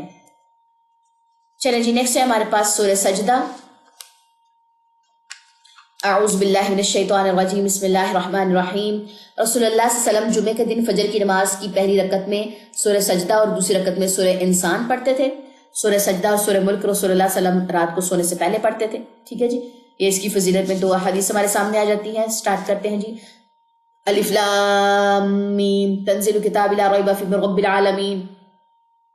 الف لام میم, اس میں کوئی شک نہیں کہ اس کتاب کا نزول رب العالمین کی طرف سے ہے. کیا وہ کہتے ہیں کہ نبی نے اسے خود گھڑ لیا ہے؟ نہیں, بلکہ وہ آپ کے رب کی طرف سے حق ہے تاکہ آپ ان لوگوں کو ڈرائیں جن کے پاس آپ سے پہلے کوئی ڈرانے والا نہیں آیا, شاید وہ ہدایت پائیں. اللہ وہ ہے جس نے آسمان اور زمین کو جو کچھ ان کے درمیان ہے 6 دن میں پیدا کیا, پھر وہ عرش پر مستوی ہوا, اور اس کے سوا نہ کوئی تمہارا دوست ہے اور نہ کوئی سفارشی.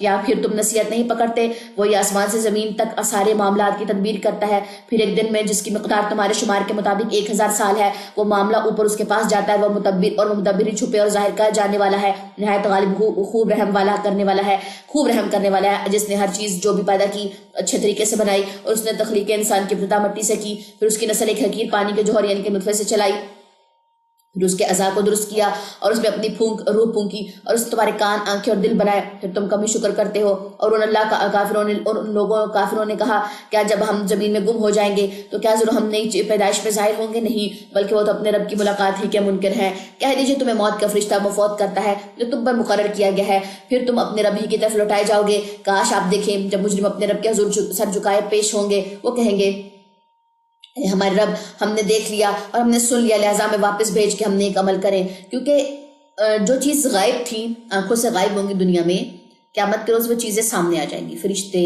اور اللہ مطلب کہ اللہ تعالیٰ کے جتنی بھی ہم عرش دیکھیں گے, ٹھیک ہے, جو بھی حساب کتاب ہوگا, تو یہ لوگ کہیں گے آج ہم نے دیکھ لیا, ہم نے سن لیا, اب ایسا کریں اب ہم واپس بھیج دیں, ہم نیکی کا کام اب ہم کریں گے. اس وقت ہم ایمان نہیں لائے تھے غیب پہ, اور اگر ہم چاہتے تو ہر شخص کو اس کی ہدایت دے دیتے, لیکن میری طرف سے قول ثابت ہو گیا کہ میں جہنم کو جنوں اور انسانوں سے ضرور بھر دوں گا, سب سے بھروں گا. چنانچہ تم عذاب چکھو اس لیے کہ تم نے اپنے اس دن کی ملاقات بھلائے رکھی. بے شک آج ہم نے تمہیں بھلا دیا, اور جو برے عمل تم کرتے تھے اس کی وجہ سے تم ہمیشہ کا عذاب چکھو.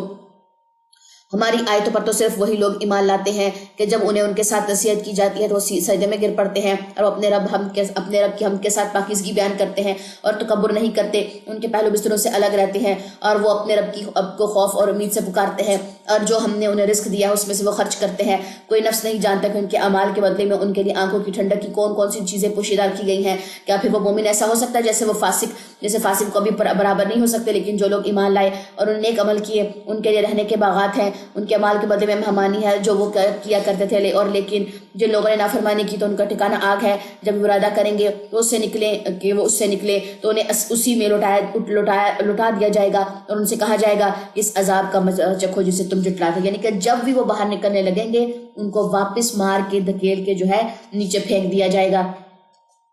اور ہم آخرت کے بڑے عذاب سے پہلے انہیں دنیا کا چھوٹا عذاب ضرور چکھائیں گے تاکہ وہ ہماری طرف رجوع کرے. اور اس شخص سے زیادہ ظالم کون ہے جسے اس کے رب کی آیات کے ساتھ نصیحت کی گئی پھر اس نے منہ موڑا. یقیناً ہم مجرموں سے انتقام لینے والے ہیں اور بلا شبہ ہم نے موسیٰ کو کتاب دی, لہٰذا اے نبی آپ اس کی ملاقات کے متعلق شک میں نہ رہے. اور ہم نے اس تورات کو بنی اسرائیل کے لیے ہدایت بنایا اور جب انہوں نے صبر کیا تو ہم نے ان میں سے کچھ ایسے پیشوا بنائے جو ہمارے حکم سے رہنمائی کرتے تھے اور وہ ہماری آیات پر یقین رکھتے تھے. بلا شبہ آپ کا رب روز قیامت ان کے مابین ان کا فیصلہ کرے گا جس میں وہ اختلاف کرتے تھے. کیا ان پر واضح نہیں ہوا کہ ہم نے ان سے پہلے کتنی ہی امتیں ہلاک کر دی جن کے گھروں میں اب وہ چلتے پھرتے ہیں. بے شک اس میں عظیم نشانیاں ہیں. کیا پھر وہ سنتے نہیں؟ کیا انہوں نے نہیں دیکھا کہ بے شک ہم پانی کو بنجر زمین کی طرف بہا لے جاتے ہیں پھر ہم اس کے ذریعے سے کھیتی نکالتے ہیں, اس سے ان کے چپائے اور وہ خود بھی کھاتے ہیں. کیا پھر وہ غور نہیں کرتے اور وہ کہتے ہیں اگر تم سچے ہو تو بتاؤ یہ فیصلہ کب ہوگا؟ کہہ دیجئے فیصلے کے دن کفر والوں کو ان کا ایمان لانا نفع نہیں دے گا اور نہ انہیں مہلت دی جائے گی. چنانچہ آپ ان سے منہ پھیر لیں اور انتظار کریں, بے شک وہ بھی انتظار کر رہے ہیں. بسم اللہ الرحمن الرحیم. سورة الاحزاب. یا ایہا النبی اتق اللہ ولا تطیع الکافرین والمنافقین ان اللہ کان علیما حکیما. سورہ احزاب میں زہار اور منہ بولے بیٹوں کے بارے میں اور بہت سی فرسودہ رسومات کے ختم ہونے کا بیان آئے گا. ٹھیک ہے جی. اور زہار یعنی کہ بیوی کو کہہ دینا کہ تو مجھ پہ حرام ہے, تیری پشت میری ماں کی طرح. مطلب پہلے زمانے کی ڈائیورس اس طریقے سے ہوتی تھی. ٹھیک ہے. اے نبی اللہ سے ڈرتے رہیے اور کافروں اور منافقوں کی اطاعت نہ کیجیے, بے شک اللہ سب کچھ جاننے والا خوب حکمت والا ہے. 5 ہجری میں یہ صورت نازل ہوئی.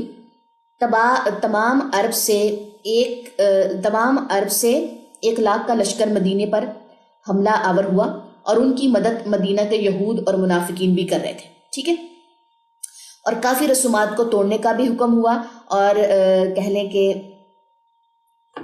جیسے میں نے ابھی آپ کو بتایا کہ زہار منہ بولے بیٹے اور بہت سی مزید ایسی رسومات ہوں گی جو ہم اس صورت میں پڑھیں گے کہ یہ کام, جیسے فار ایگزامپل شوال کے مہینے میں نکاح نہیں کرنا, فلاں مہینے میں ہم نے نکاح نہیں کرنا جی, محرم میں نکاح نہیں کرنا. بہت ساری رسومات ایسی تھی جو ٹوٹنا شروع ہو گئی سورہ احزاب کی نزول کے بعد.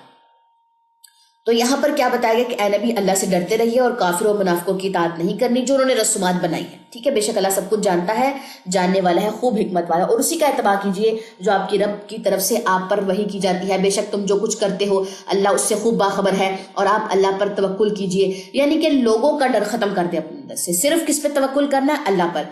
اور اللہ بطور کارساز کافی ہے. اللہ نے کسی شخص کے سینے میں 2 دل نہیں رکھے اور تم اپنی جن بیویوں کو ماں کہہ بیٹھے ہو انہیں اللہ نے تمہاری حقیقی مائیں نہیں بنایا اور نہ ان سے تمہارے لیے پالکوں یعنی کہ منہ بولے بیٹوں کو تمہارے لیے حقیقی بیٹے بنایا ہے. یہ تو تمہارے اپنے منہوں کی باتیں ہیں اور اللہ حق بات کہتا ہے اور وہی سیدھا راستہ ہے. ان لے پالکوں کو ان کے حقیقی باپوں کی نسبت سے پکارو.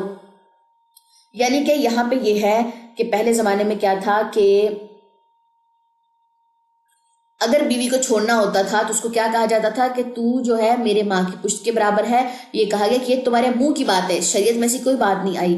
اور بیٹوں کی نسبت کی بات یہاں پہ آ جاتی ہے کہ زید بن حارثہ جو تھے رسول اللہ صلی اللہ علیہ وسلم کے منہ بولے بیٹے تھے. حضرت خدیجہ نے ان کو گفٹ کیا تھا, کہیں سے وہ غلام یعنی کہ غلام قید ہو کر آئے تھے.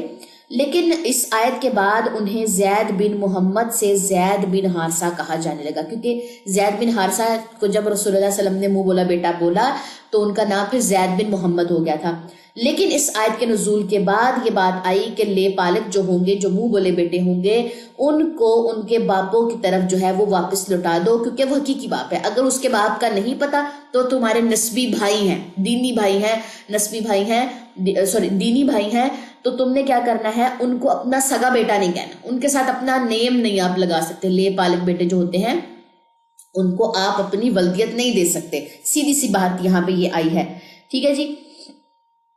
اللہ کے نزدیک یہ بہت انصاف کی بات ہے. پھر اگر تمہیں ان کے بابوں کا علم نہ ہو تو وہ تمہارے دینی بھائی اور تمہارے دوست ہے، اور اس معاملے میں بھی تم بھول چک جاؤ تو اس میں تم پر کوئی گناہ نہیں، لیکن تمہارے دل میں جس بات کا عزم کر لے وہ تو گناہ ہے، اور اللہ بہت بخشنے والا بڑا رحم کرنے والا ہے. یعنی کہ اگر بھول چوک سے تم سے یہ کام ہو جائے اٹس اوکے، لیکن اگر تم نے نیتاً یہ کام کیا ہے تو پھر اس پہ تمہارے دل جو ہے وہ گناہ کر بیٹھے ہیں.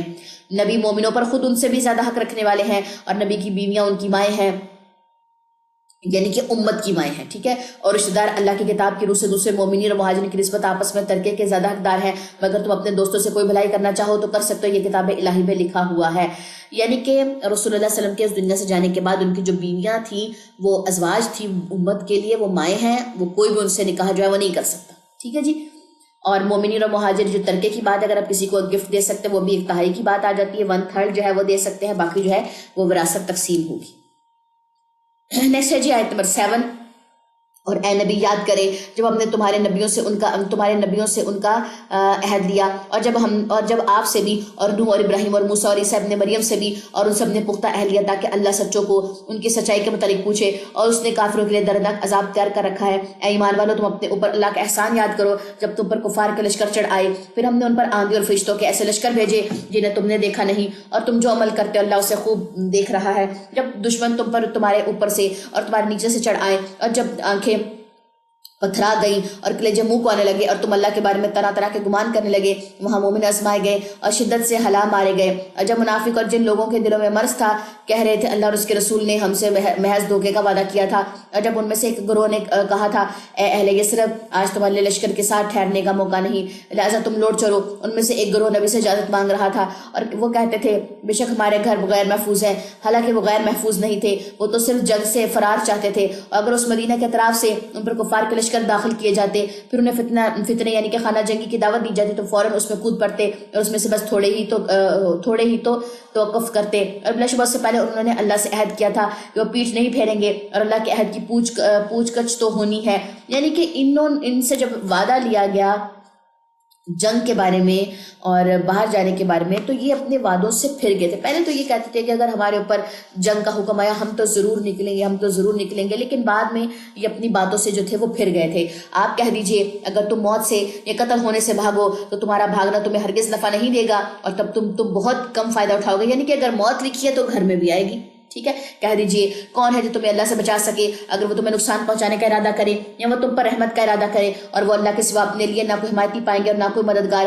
بے شک اللہ انہیں جانتا ہے جو تم میں سے جہاد میں رکاوٹیں ڈالنے والے ہیں، اور انہیں بھی جو اپنے بھائیوں سے کہتے ہیں ہمارے پاس آ جاؤ، اور وہ جنگ میں کم ہی شریک ہوتے ہیں، اس حال میں کہ وہ تمہارا ساتھ دینے میں سخت بخیل ہیں. چنانچہ جب خوف کا وقت آئے تو آپ انہیں دیکھتے ہیں کہ وہ یوں آنکھیں گھما کر آپ کی طرف دیکھتے ہیں جیسے وہ شخص جس پر موت کی غشی طاری ہو. جب خطرہ دور ہو جائے تو مال غنیمت کے انتہائی حریص بن کر تمہارے سامنے تیز زبانیں چلانے لگتے ہیں. یعنی کہ خطرہ جب خوف ہوتا ہے تو آنکھیں گھما لیتے ہیں کہ ہم کہیں ہمارا نام نہ کوئی لے لے، اور جب کہہ لیں گے خطرہ آتا ہے تو آنکھیں گھما لیتے ہیں، اور جب خطرہ ختم ہو جاتا ہے تو مال غنیمت کی طرف دیکھنے لگتے ہیں کہ ہمیں نہ تیز بناتے ہیں، ہمیں دے ہمارا حصہ دے. ٹھیک ہے، یہ لوگ ایمان ہی نہیں لاتے، لہٰذا اللہ نے ان کے مال ضائع کر دیا، اور یہ اللہ کے لیے نہایت آسان ہے. وہ سمجھتے ہیں کہ ابھی تک لشکر گئے نہیں، اور اگر یہ لشکر چڑھ آئے تو وہ تمنا کرتے ہیں کاش وہ صحرا نشین دیہاتوں میں جا بسے ہوتے اور وہاں تمہاری خبریں دریافت کیا کرتے، اور اگر وہ تم میں موجود ہوتے تو وہ دشمن سے لڑائی میں کم ہی حصہ لیتے.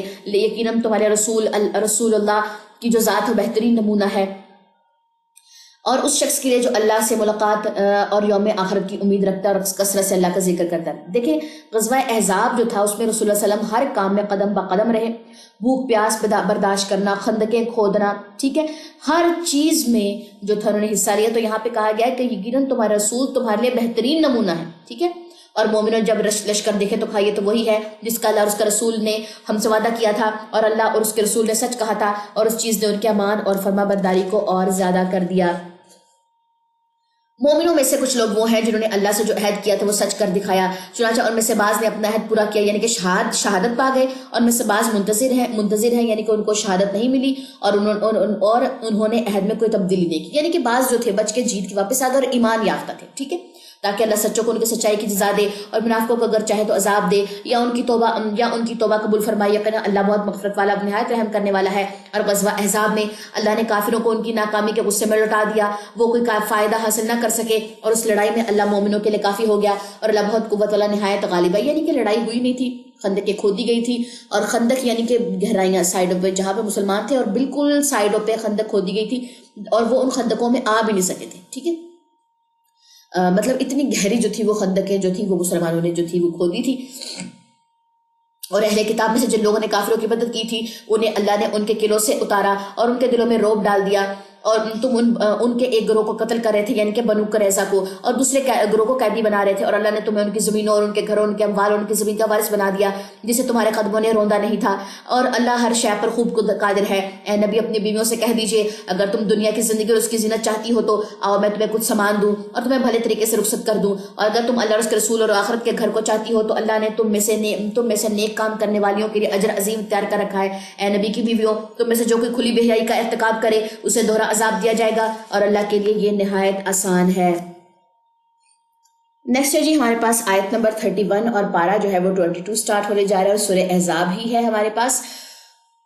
وَمَن يَقْنُتْ مِنكُنَّ لِلَّهِ وَرَسُولِهِ وَتَعْمَلْ صَالِحًا نُؤْتِهَا أَجْرَهَا مَرَّتَيْنِ وَأَعْتَدْنَا لَهَا رِزْقًا كَرِيمًا. اور تم میں سے جو اللہ اور اس کے رسول کی فرما برداری کرے اور نیک عمل کرے تو ہم اسے اس کا اجر دگنا دیں گے, اور اس کے لیے ہم نے عزت کا رزق تیار کر رکھا ہے. اور اے نبی کی بیویوں, تم عام عورتوں کی طرح نہیں ہو, اگر تم تقوی اختیار کرتی ہو تو نزاکت سے بات نہ کیا کرو. کس کے ساتھ؟ نہ محرم کے ساتھ. ٹھیک ہے, غیر محرم کے ساتھ نرم و ملائم لہجے سے بات نہ کیا کرو کہ پھر وہ شخص جس کے دل میں روگ ہو طمع کرنے لگے, اور تم معقول بات کہا کرو. یعنی کہ تمہارے جو لہجے ہیں وہ بالکل ڈائریکٹ ہونے چاہیے, اس میں کسی قسم کی کوئی اٹریکشن جو ہے وہ نہیں ہونی چاہیے.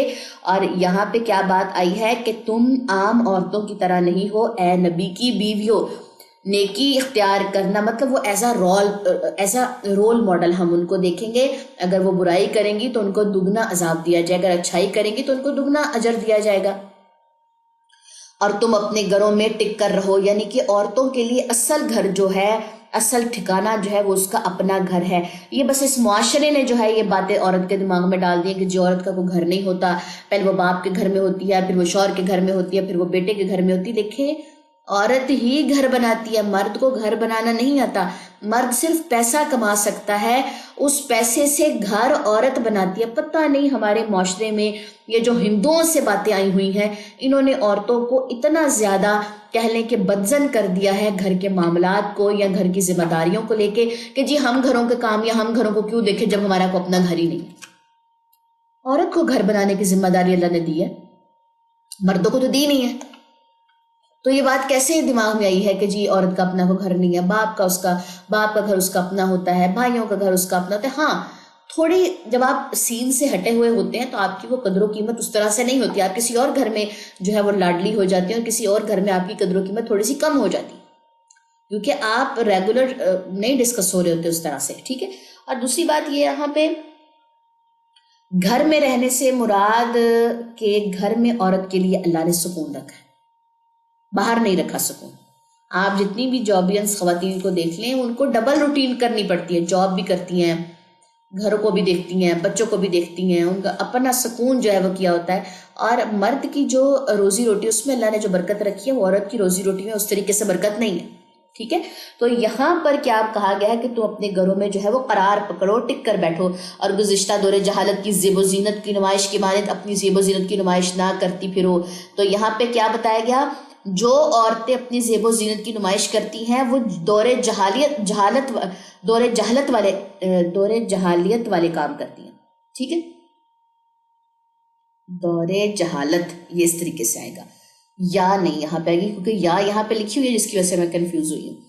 چلیں, تو یہاں پر کیا کہا گیا, زیب و زینت جو ہے اس کی نمائش نہیں کرنی, اور نماز قائم کرو اور زکوٰۃ دو اور اللہ اور اس کے رسول کی اطاعت کرو. اے اہل بیت, بس اللہ تو چاہتا ہے کہ وہ تم سے ناپاکی دور کر دے اور تمہیں خوب پاک کرے. تو یہ جتنے بھی طریقے بتائے گئے یہ انسان کو پاک کرنے کے طریقے ہیں. اور تمہارے گھروں میں جو اللہ کی آیات اور حکمت کی باتیں پڑھی جاتی ہیں وہ یاد کرو, اور یقیناً اللہ نہایت باریک بین خوب باخبر ہے. بے شک مسلمان مرد اور مسلمان عورتیں مومن مرد اور مومن عورتیں، فرما بردار مرد اور فرما بردار عورتیں، سچے مرد اور سچی عورتیں، صابر مرد اور صابر عورتیں، عاجزی کرنے والے مرد اور عاجزی کرنے والی عورتیں، صدقہ دینے والے مرد اور صدقہ دینے والی عورتیں، روزہ دار مرد اور روزہ دار عورتیں، اپنی شرمگاہوں کی حفاظت کرنے والے مرد اور حفاظت کرنے والی عورتیں، اور اللہ کا بقص ذکر کرنے والے مرد اور ذکر کرنے والی عورتیں، ان سب کے لیے اللہ نے مغفرت اور اجر عظیم تیار کر رکھا ہے۔ سلمہ رضی اللہ عنہ اور دیگر صحابیات نے کہا کہ کیا بات ہے، اللہ ہر آیت میں مردوں سے خطاب کرتا ہے عورتوں سے نہیں کرتا؟ تو اس بات پر پھر یہ آیت نازل ہوئی، ٹھیک ہے، اے میرے بندو، اے مردو، ٹھیک ہے، یہ بات آ رہی تھی۔ تو اب جب سلمہ اور دیگر صحابیات نے اس بات کے اوپر جو ہے پوائنٹ آؤٹ کیا کہ اللہ نے عورتوں سے بات کیوں نہیں کی، تو پھر یہ آیت جو تھی یہ نازل ہوئی کہ ہر کسی کو اس کی نیکی خود فائدہ دے گی، وہ کسی کی نیکی نہیں چرا سکتا، کسی کی نیکی جو ہے وہ نہیں لے سکتا، ٹھیک ہے جی۔ نیکسٹ آ جائے گا آیت نمبر 36، اور کسی مرد اور کسی مومن مرد اور کسی مومن عورت کو یہ حق نہیں کہ جب اللہ اور اس کا رسول کسی معاملے کا فیصلہ کر دے تو ان کے لیے اپنے معاملے میں کوئی اختیار باقی رہے، اور جو اللہ اور اس کے رسول کا نافرمانی کرتے ہوئے پن کھلی گمراہی میں جا پڑا۔ اور اے نبی یاد کرے جب آپ اس شخص زید بن حارثہ سے جس پر اللہ نے انعام کیا اور آپ نے بھی انعام کیا تھا کہہ رہے تھے کہ تو اپنی بیوی زینت کو اپنے پاس رکھ اور اللہ سے ڈر، اور آپ اپنے دل میں وہ بات لے پالک کے متعلقہ سے نکاح والی بات جو تھی اس کو چھپا رہے تھے جس سے اللہ ظاہر کرنا چاہتا تھا، اور آپ لوگوں سے ڈرتے تھے، حالانکہ اللہ زیادہ حقدار ہے کہ آپ اس سے ڈرے۔ اب یہاں تک میں بات جو ہے انکمپلیٹ چھوڑ کے ایک دفعہ آپ کو قصہ بتا دوں یا اس کا پس منظر بتا دوں۔ رسول اللہ صلی اللہ علیہ وسلم کے جو منہ بولے بیٹے تھے زید بن حارثہ، ٹھیک ہے، پہلے ان کا نام کیا تھا؟ زید بن محمد، لیکن جب لے پالکوں والی آیت آئی تو پھر ان کا نام واپس سے زید بن حارثہ جو تھا وہ رکھ دیا گیا۔ اب ان کی شادی ہوئی تھی حضرت زینب سے۔ حضرت زینب جو تھی وہ اونچے گھرانے کی تھی، اور زید جو تھے وہ چونکہ غلام تھے اور لے پالک بھی تھے، اور اس سے پہلے تو غلام تھے، تو کسی جگہ سے قید ہو کے آئے تھے۔ تو ان دونوں کے درمیان میں انڈرسٹینڈنگ نہیں ہو سکی، زید بن حارثہ اور حضرت زینب کے درمیان میں، اور کہہ لیں کہ ان کی ڈائیورس ہو گئی، طلاق ہو گئی۔ اب طلاق ہو گئی اور رسول اللہ صلی اللہ علیہ وسلم کو یہ بات جو تھی ان کے دل میں آئی کہ کہیں یہ حکم نہ آ جائے کہ لے پالک بیٹے کی متعلقہ سے مجھے نکاح کا حکم نہ آ جائے، کیونکہ یہ دور جہالت میں لے پالک بیٹے کی متعلقہ سے نکاح کرنا جو تھا وہ حرام تھا، منع تھا۔ اب اسلام آیا اور اسلام نے دور جہالت کی بہت ساری رسومات کو جو ہے وہ ختم کر دیا، جس میں سے ایک رسم یہ بھی تھی کہ لے پالک بیٹے کے متعلقہ سے، لے پالک جو بیٹا ہے اس کے متعلقہ سے شادی نہیں کی جا سکتی۔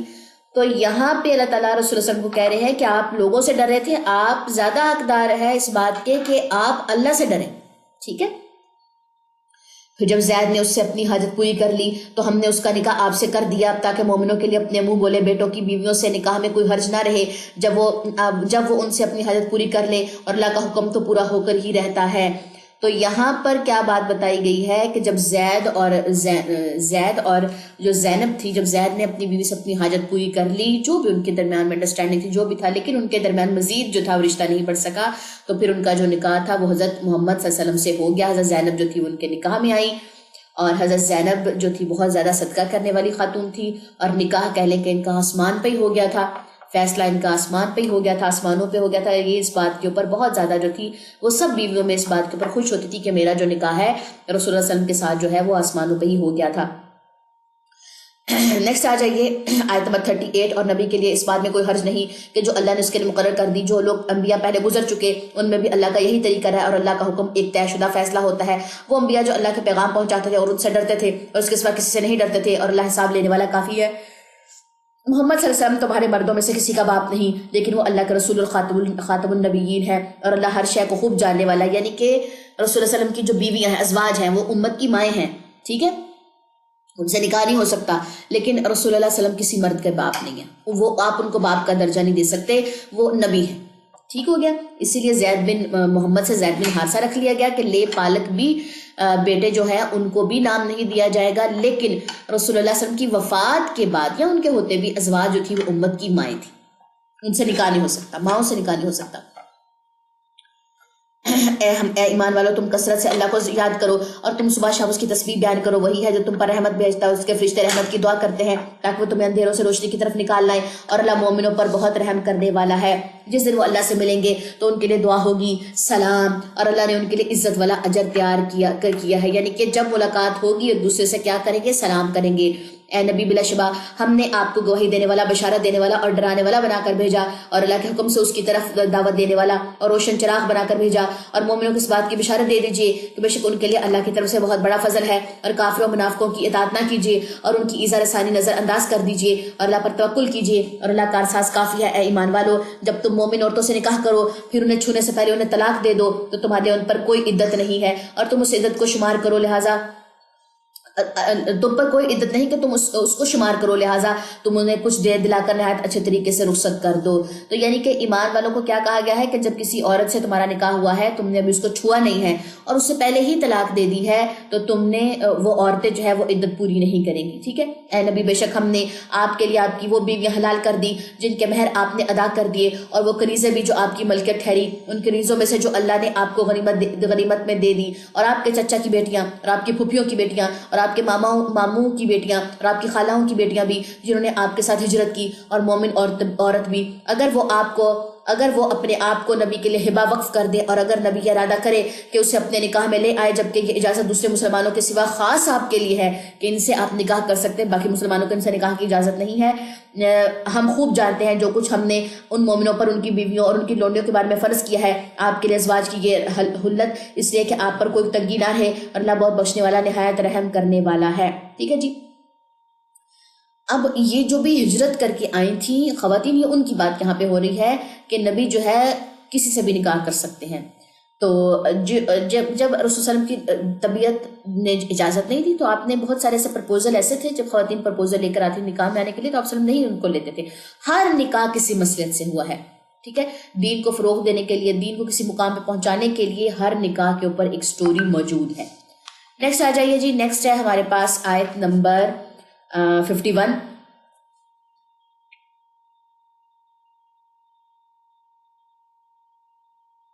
آپ اپنی بیویوں میں سے جسے چاہے آپ سے الگ رکھیں، اور جسے چاہے آپ اپنے پاس جگہ دیں، یعنی کہ جس کے ساتھ آپ چاہے اس کے ساتھ صحبت کریں، جن کے ساتھ آپ نہیں چاہتے آپ ان سے صحبت نہ کیجیے، آپ سے کسی قسم کی پوچھ نہیں ہے۔ اور جنہیں آپ نے الگ رکھا ان میں سے جسے بھی آپ اپنے پاس رکھنا چاہیں تو بھی آپ پر کوئی گناہ نہیں، یہ اختیار اس بات کے زیادہ قریب ہے کہ ان کی آنکھیں ٹھنڈی ہوں اور وہ غمگین نہ ہوں، اور جو کچھ بھی آپ انہیں دیں وہ سب اس پر راضی ہوں، یعنی کہ جتنی بھی پاکٹ منی ان کو مل رہی ہے وہ ازواج جو ہیں وہ سب راضی ہوں اس پاکٹ منی کے اوپر، ٹھیک ہے۔ اور اللہ جانتا جو کچھ تمہارے دلوں میں ہے، اور اللہ خوب جاننے والا نہایت حلم والا ہے۔ اور ان کے بعد آپ کے لیے وہ عورتیں حلال نہیں، اور نہ یہ جائز ہے کہ آپ ان موجودہ بیویوں کی جگہ اور بیویاں بدل لیں، اگرچہ ان کا حسن آپ کو اچھا لگے، سوائے ان لوڈیوں کے جو آپ کی ملکیت ٹھہرے، اور اللہ ہر چیز پر خوب نگہبان ہے۔ اے ایمان والو تم نبی کے گھروں میں داخل نہ ہوا کرو الا یہ کہ تمہیں کھانے کے لیے اجازت دی جائے، نہ یہ کہ وہاں جا کر کھانا پکنے کا انتظار کرتے رہو۔ اب یہاں پہ ایمان والوں کو ایک اور بات بتائی گئی ہے کہ نبی کے گھروں میں داخل نہ ہوا کرو الا یہ کہ تمہارے کھانے کی تمہیں اجازت دی گئی، یا یہ نہیں کہ وہاں جا کے ابھی کھانا پکا نہیں ہو جا کے بیٹھ جاؤ۔ بیسیکلی حضرت زینب کے نکاح کے بعد کچھ لوگ ایسے تھے جو جا ہی نہیں رہے تھے، اور رسول اللہ علیہ وسلم کو بار بار شرم محسوس ہو رہی تھی، حیا آ رہی تھی کہ ان کو اس بات سے ٹوکا جائے کہ آپ اپنے گھروں کو جائیں تاکہ رسول اللہ علیہ وسلم جو ہے زینب کے ساتھ وقت گزار سکے۔ تو یہاں پر پھر ایمان والوں کو کچھ چیزیں جو سکھائی جا رہی ہے کہ نبی کے گھروں میں داخل نہ ہوا کرو الا یہ کہ تمہیں کھانے کے لیے اجازت دی جائے، نہ یہ کہ وہاں جا کر کھانا پکانے کا انتظار کرتے رہو، لیکن جب تمہیں دعوت دی جائے تب تم داخل ہو جاؤ، پھر جب کھانا کھا چکو تو منتشر ہو جاؤ اور وہیں باتوں میں نہ لگے رہو۔ بلا شبہ تمہاری یہ روش نبی صلی اللہ علیہ وسلم کو تکلیف دیتی ہے، چنانچہ وہ تم سے شرماتے ہیں اور اللہ حق بات سے نہیں شرماتا۔ اور جب تم ان ازواج نبی سے کوئی چیز مانگو تو پردے کے پیچھے سے مانگو، یعنی کہ تم نے ازواج نبی جو ہیں رسول اللہ صلی اللہ علیہ وسلم کی جو بیویاں ہیں ان سے اگر کوئی چیز مانگنی ہے تو پردے کے پیچھے سے مانگنی، یعنی کہ پردے میں رہ کے۔ یہ بات تمہارے دلوں اور ان کے دلوں کے لیے زیادہ پاکیزہ ہے، اور تمہارے لیے جائز نہیں کہ تم اللہ کے رسول کو ایذا دو، اور نہ یہ جائز ہے کہ تم ان کی وفات کے بعد کبھی ان کی بیویوں سے نکاح کرو، بے شک تمہارا یہ پھر اللہ کے نزدیک بہت بڑا گناہ ہے۔ اگر تم کوئی چیز ظاہر کرو یا چھپاؤ تو بلا شبہ اللہ ہر چیز کو خوب جاننے والا ہے۔ ٹھیک ہے جی. تو اللہ تعالیٰ کیا کہتے ہیں کہ مجھے شرم محسوس نہیں ہوتی لیکن نبی جو ہے وہ شرم کرتا ہے.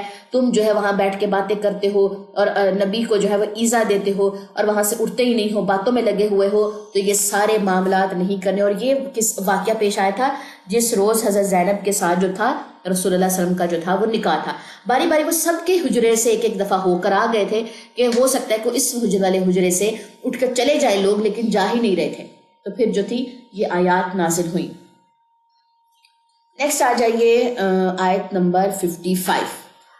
عورتوں پر اپنے باپوں اور اپنے بیٹوں اور اپنے بھائیوں اور اپنے بھتیجوں اور اپنے بھانجوں اور اپنی عورتوں اور اپنی ملکیت میں آنے والی یعنی لونڈی غلاموں کے سامنے آنے میں کوئی گناہ نہیں.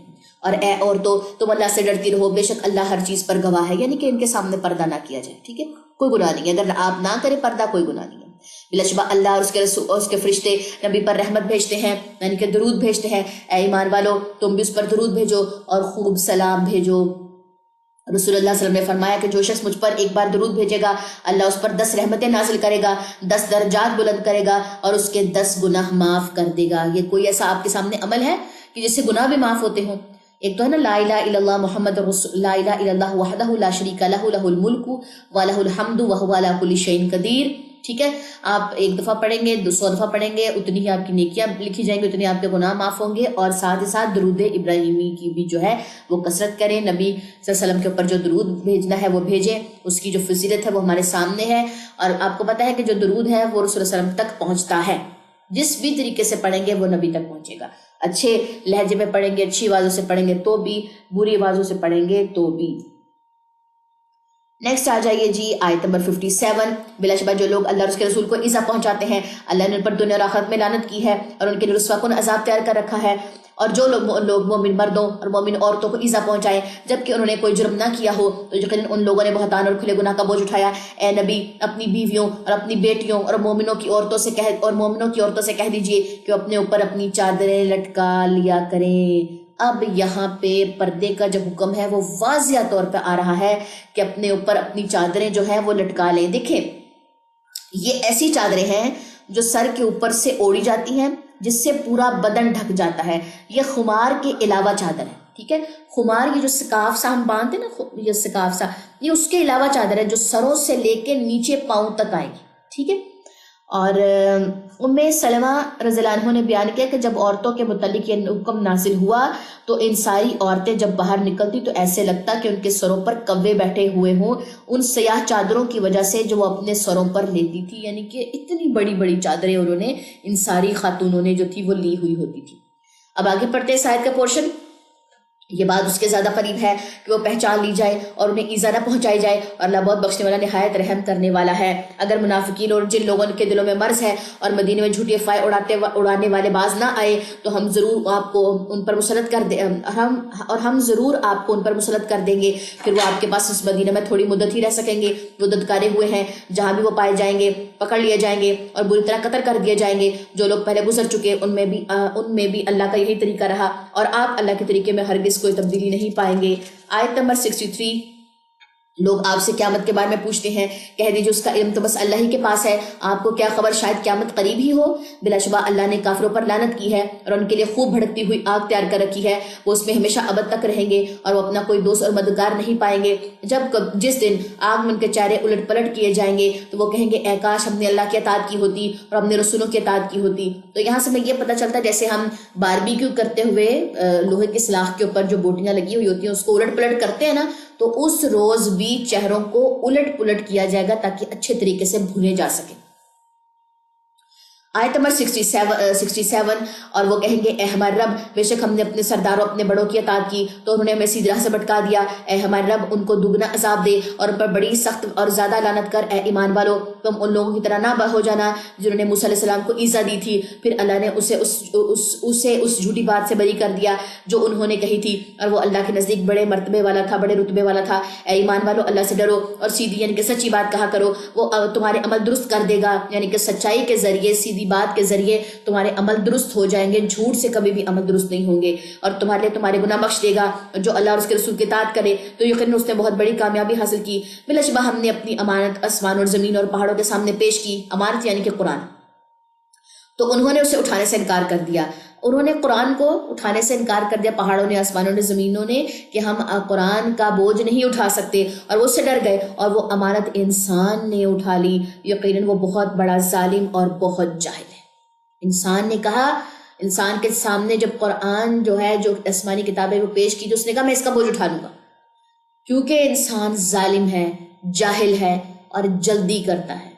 آج آپ دیکھیں قرآن کو ذرا ایک دن چھوڑ کے تو دیکھیں، آپ درمیان میں گیپ لا کے تو دیکھیں، قرآن کتنی جلدی بھولتا ہے۔ آپ دیکھیں کہ پچھلے سال ہم نے دورہ قرآن کیا، ہم نے بہت ساری چیزیں سیکھی، اور اس سال ہم دورہ قرآن کر رہے ہیں اور نئی چیزیں سیکھ رہے ہیں، ایسے کہ جیسے یہ چیزیں ہم نے پچھلے سال پڑھی نہیں تھی۔ قرآن ایک معجزہ ہے۔ قرآن کا جو بوجھ ہے، جیسے آپ حافظات کو دیکھیں، وہ کتنا سٹریس میں رہتے ہیں کہ ہمارا حفظ نہ بھول جائے، منزل کرنا، سنانا، تراویحوں میں پڑھانا، اور ان کو ایک ذمہ داری رہتی ہے۔ تو قرآن کا جو ایک کہنے کے بوجھ تھا، اس کو اٹھانے سے آسمانوں، زمینوں اور پہاڑوں نے انکار کر دیا، وہ ڈر گئے کہ ہم اس کا حق نہیں ادا کر سکیں گے، لیکن انسان نے اٹھا لیا کیونکہ وہ بڑا ظالم اور جاہل ہے۔ ہم نے یہ امانت اس لیے اٹھوائی کہ اللہ منافق مرد اور منافق عورتوں اور مشرک مرد اور مشرک عورتوں کو عذاب دے، اور اللہ مومن مرد اور مومن عورتوں پر رحم فرمائے، اور اللہ بہت بخشنے والا، نہایت رحم کرنے والا ہے۔ تو قرآن بوجھ کس کے لیے ہوگا؟ منافقوں کے لیے ہوگا، جاہلوں کے لیے ہوگا، کافروں کے لیے ہوگا، اور مومنوں کے لیے اللہ تعالیٰ اس کو آسان کر دیں گے۔ نیکسٹ ہے جی سورہ سبا۔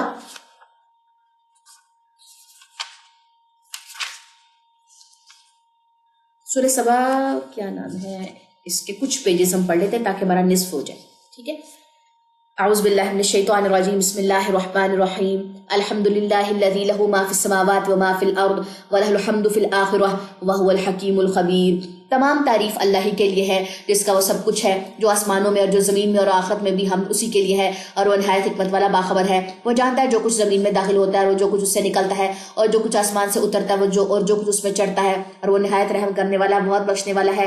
اور کافروں نے کہا ہم پر قیامت نہیں آئے گی، کہہ دیجئے کیوں نہیں، میرے عالم الغیب رب کی قسم، بلا شبہ وقت تو ضرور تم پر آئے گی۔ آسمانوں میں زمین میں ذرا برابر کوئی چیز بھی اس سے چھپی نہیں رہ سکتی، اور ذرے سے چھوٹی اور بڑی کوئی چیز ایسی نہیں جو واضح کتاب لوح محفوظ میں درج نہ ہو، تاکہ اللہ ان لوگوں کو جزا دے جو ایمان لائے اور انہوں نے نیک عمل کیے۔ وہی لوگ جن کے لیے مغفرت اور باعزت روزی ہے، اور جن لوگوں نے ہماری آیتوں میں ہمیں عاجز کرنے کی کوشش کی، انہیں لوگوں کے لیے سخت ترین دردناک عذاب ہے۔ اور جن لوگوں کو علم دیا گیا وہ جانتے ہیں کہ جو کچھ آپ کے رب کی طرف سے نازل کیا گیا وہ برحق ہے، اور وہ اللہ غالب تعریف والے کے راستے کی طرف رہنمائی کرتا ہے۔ اور کافروں نے کہا کیا ہم تمہیں ایک ایسا شخص بتائیں جو تمہیں یہ خبر دیتا ہے کہ جب تم بالکل ہی پارا پارا کر دیے جاؤ گے تو بے شک تم اثر نو پیدا کیے جاؤ گے؟ کیا اس نے اللہ پر جھوٹ گڑا ہے یا اسے جنون لاحق ہے؟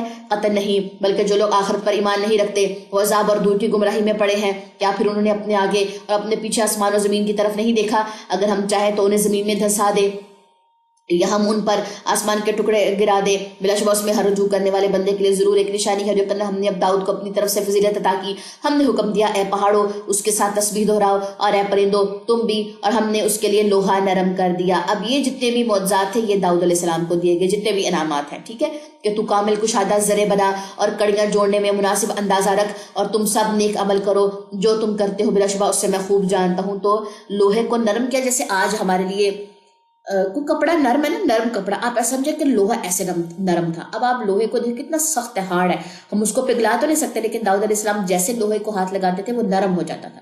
یہ نہیں کہ ان کا ہاتھ جل جاتا ہوگا، نہیں، کہ نرم، جیسے ملائی نرم ہوتی ہے نا ایسے بالکل۔ تو اس سے نا وہ زریں بناتے تھے، کڑیاں بناتے، جیسے آج بڑی بڑی مشینیں ہم اس میں لوہے کو پگھلاتے ہیں، لوہے کو نرم کرتے ہیں، پھر ڈیفرنٹ شیپ یا ڈیفرنٹ سانچوں میں جو ہے وہ ان کو شفٹ کرتے ہیں، ٹھیک ہے۔ تو یہ اللہ تعالیٰ نے ان کو ویسے ہی یہ انعام دے دیا تھا، مطلب ان کی ہاتھ ہی مشینیں تھیں۔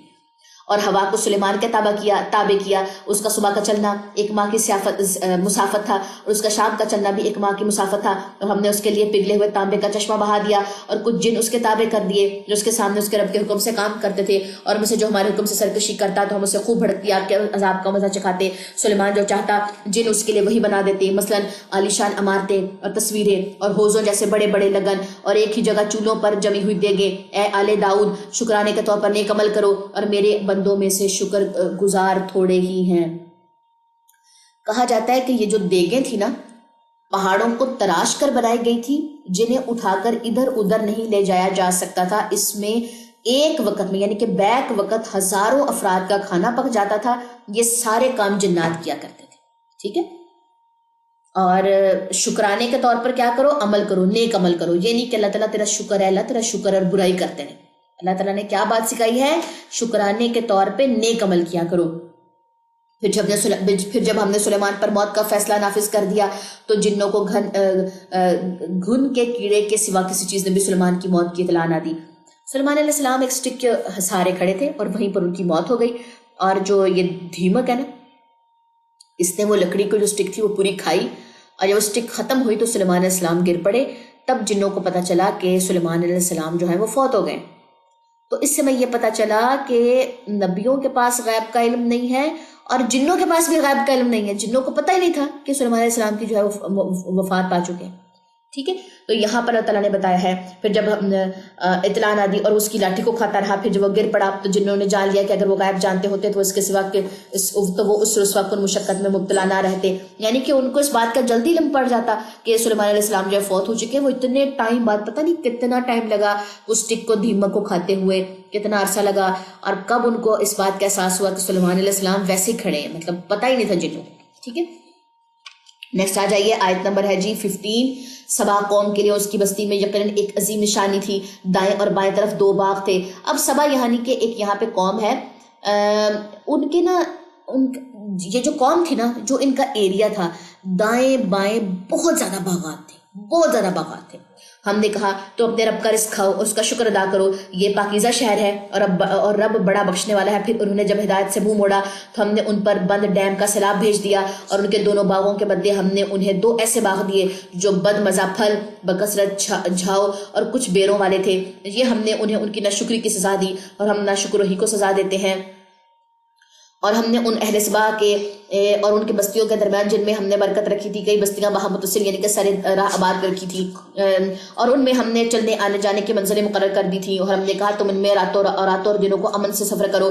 پھر انہوں نے کہا اے ہمارے رب ہمارے سفروں میں دوریاں پیدا کر دے، اور انہوں نے اپنے اوپر ظلم کیا، چنانچہ ہم نے انہیں افسانے بنا ڈالا اور مکمل طور پر ٹکڑے ٹکڑے کر دیا. بلا شبہ اس میں ہر صابر و شاکر کے لیے عظیم نشانیاں ہیں. اور ابلیس نے ان کے متعلق اپنا خیال یقیناً سچ کر دکھایا، چنانچہ مومنوں کی جماعت کے سوا سب نے اسی کا اتباع کیا.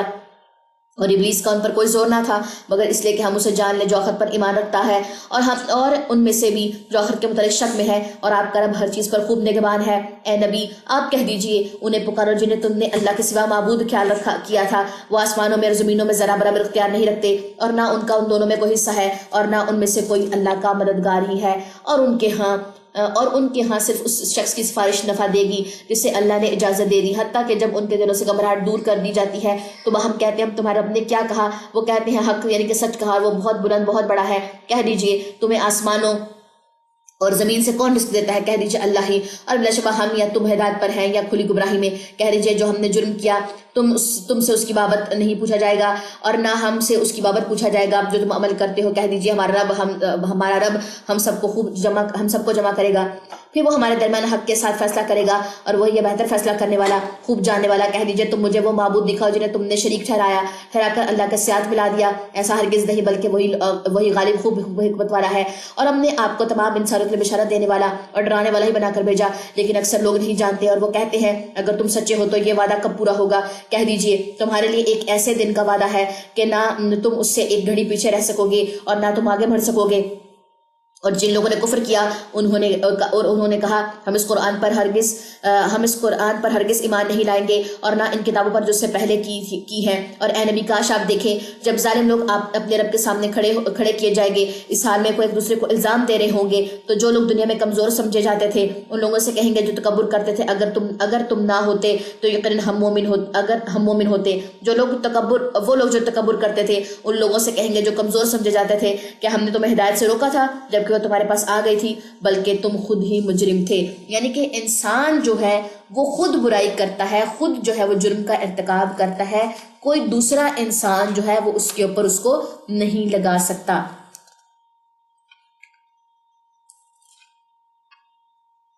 چلیے اس سورت کو مکمل کر لیتے ہیں. بالکل کہہ لیں کہ 2-3 رکوع ہیں، سورت کو مکمل کر لیتے ہیں. آیت نمبر جو ہے جی 33، اور وہ لوگ جو کمزور سمجھے جاتے تھے ان لوگوں سے کہیں گے جو تکبر کرتے تھے، نہیں بلکہ تمہاری رات اور دن کی چالوں ہی نے ہمیں روکا تھا جب تم ہمیں حکم دیتے تھے کہ ہم اللہ کے ساتھ کفر کریں اور اس کے شریک ٹھہرائے، اور وہ سب دل میں ندامت چھپائیں گے جب عذاب دیں گے، اور ہم ان لوگوں کی گردنوں میں توق ڈال دیں گے جنہوں نے کفر کیا، انہیں اسی کا بدلہ دیا جائے گا جو وہ عمل کرتے تھے۔ اور ہم نے جس بستی میں بھی کوئی ڈرانے والا یعنی کہ رسول بھیجا تو اس کے خوشحال لوگوں نے یہی کہا، بلا شبہ جس چیز کے ساتھ تمہیں بھیجا گیا ہے ہم اس کا انکار کرتے ہیں۔ یعنی کہ جن کے پاس پیسہ ہے، مال و دولت ہے، اگر ان کو یہ کہا جائے کہ جنگ پہ نکلو وہ نکلیں گے، اگر ان کو یہ کہا جائے سود چھوڑ دو کیا وہ چھوڑیں گے؟ تو انہوں نے انکار کیا تھا۔ جو خوشحال لوگ تھے کسی بھی بستی کے، یہ لوگ انکار کرنے میں زیادہ تیزی دکھاتے تھے۔ وہی بات ہے نا کہ اپنا کمفرٹ زون چھوڑنا پڑے گا، ٹھیک ہے۔ اور انہوں نے کہا ہم تم سے مال اور اولاد میں زیادہ ہیں اور ہمیں عذاب نہیں دیا جائے گا، یعنی کہ نبیوں کو یہ لوگ کہتے تھے ہمارے پاس مال زیادہ ہے، ہمارے پاس اولاد زیادہ، تمہارے پاس کیا ہے، ہم کیسے تمہیں نبی مان لیں، ہم عذاب سے نہیں ڈرتے۔ آپ کہہ دیجئے بلا شبہ میرا رب جس کے لیے چاہے رزق کشادہ کرتا ہے اور جس کے لیے چاہے رزق تنگ کرتا ہے، لیکن اکثر لوگ نہیں جانتے۔ پیسے کا آنا، مال و دولت کا آنا انسان کو برتری میں بڑا نہیں کرتا، یہ تو اللہ کا دین ہے، کسی کو زیادہ دے دے کسی کو کم دے دے، کسی کو دے کے آزماتا ہے کسی سے لے کے آزماتا ہے۔ اور تمہارے مال اور تمہاری اولاد ایسی نہیں جو تمہیں درجے میں ہمارے قریب کر دے، مگر مقرب وہ ہیں جو ایمان لایا اور اس نے نیک عمل کیے۔ اللہ کے نزدیک کون ہے؟ جو ایمان لایا اور نیک عمل کیے۔ کسی کا مال اور اولاد اس کو اللہ کے نزدیک نہیں کر سکتے۔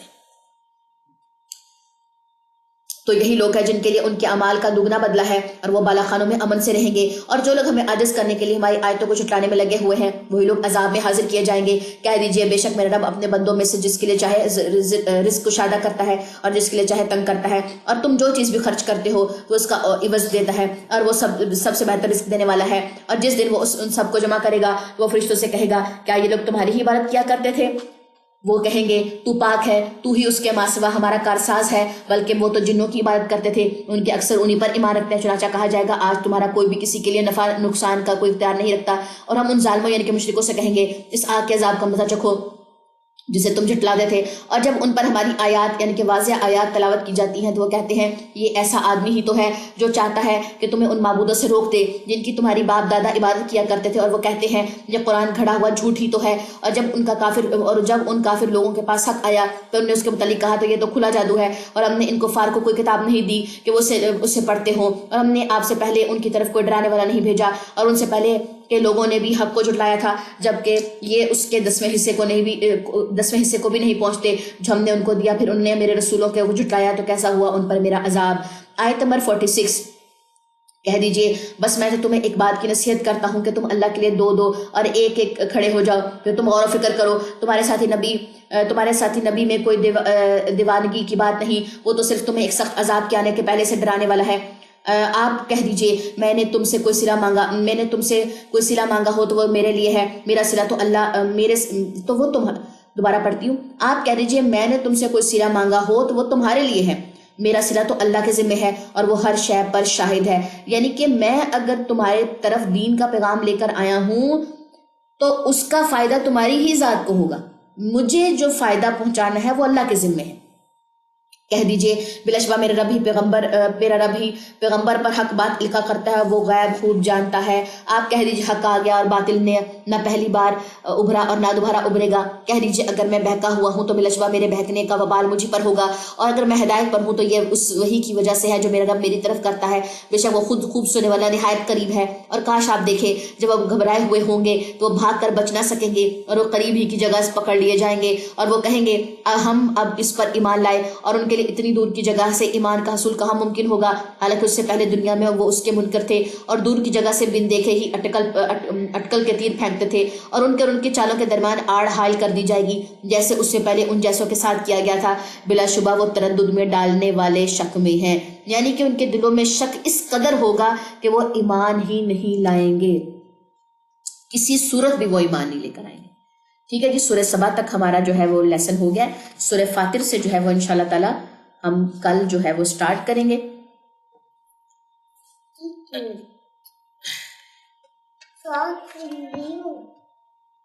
چلیں جی، اب آپ لوگوں میں سے کسی کا کوئی کوسچن ہے تو وہ پوچھ لیجئے۔ جی وعلیکم السلام ورحمۃ اللہ وبرکاتہ۔ آپ نے ہم کو جو دعائیں بھیجی تھی وہ ڈیلیٹ ہو گئی، میرا موبائل خراب ہو گیا تھا تو میں نے موبائل بدلا تو دعائیں چلی گئی، تو آپ بھیج دیں گی کون سی سجدے کی دعائیں؟ सीते की दुआएं।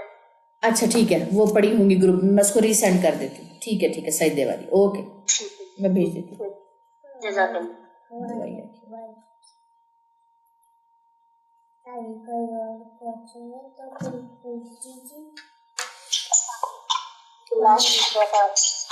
وعلیکم السلام ورحمۃ اللہ وبرکاتہ. جی زوبیہ.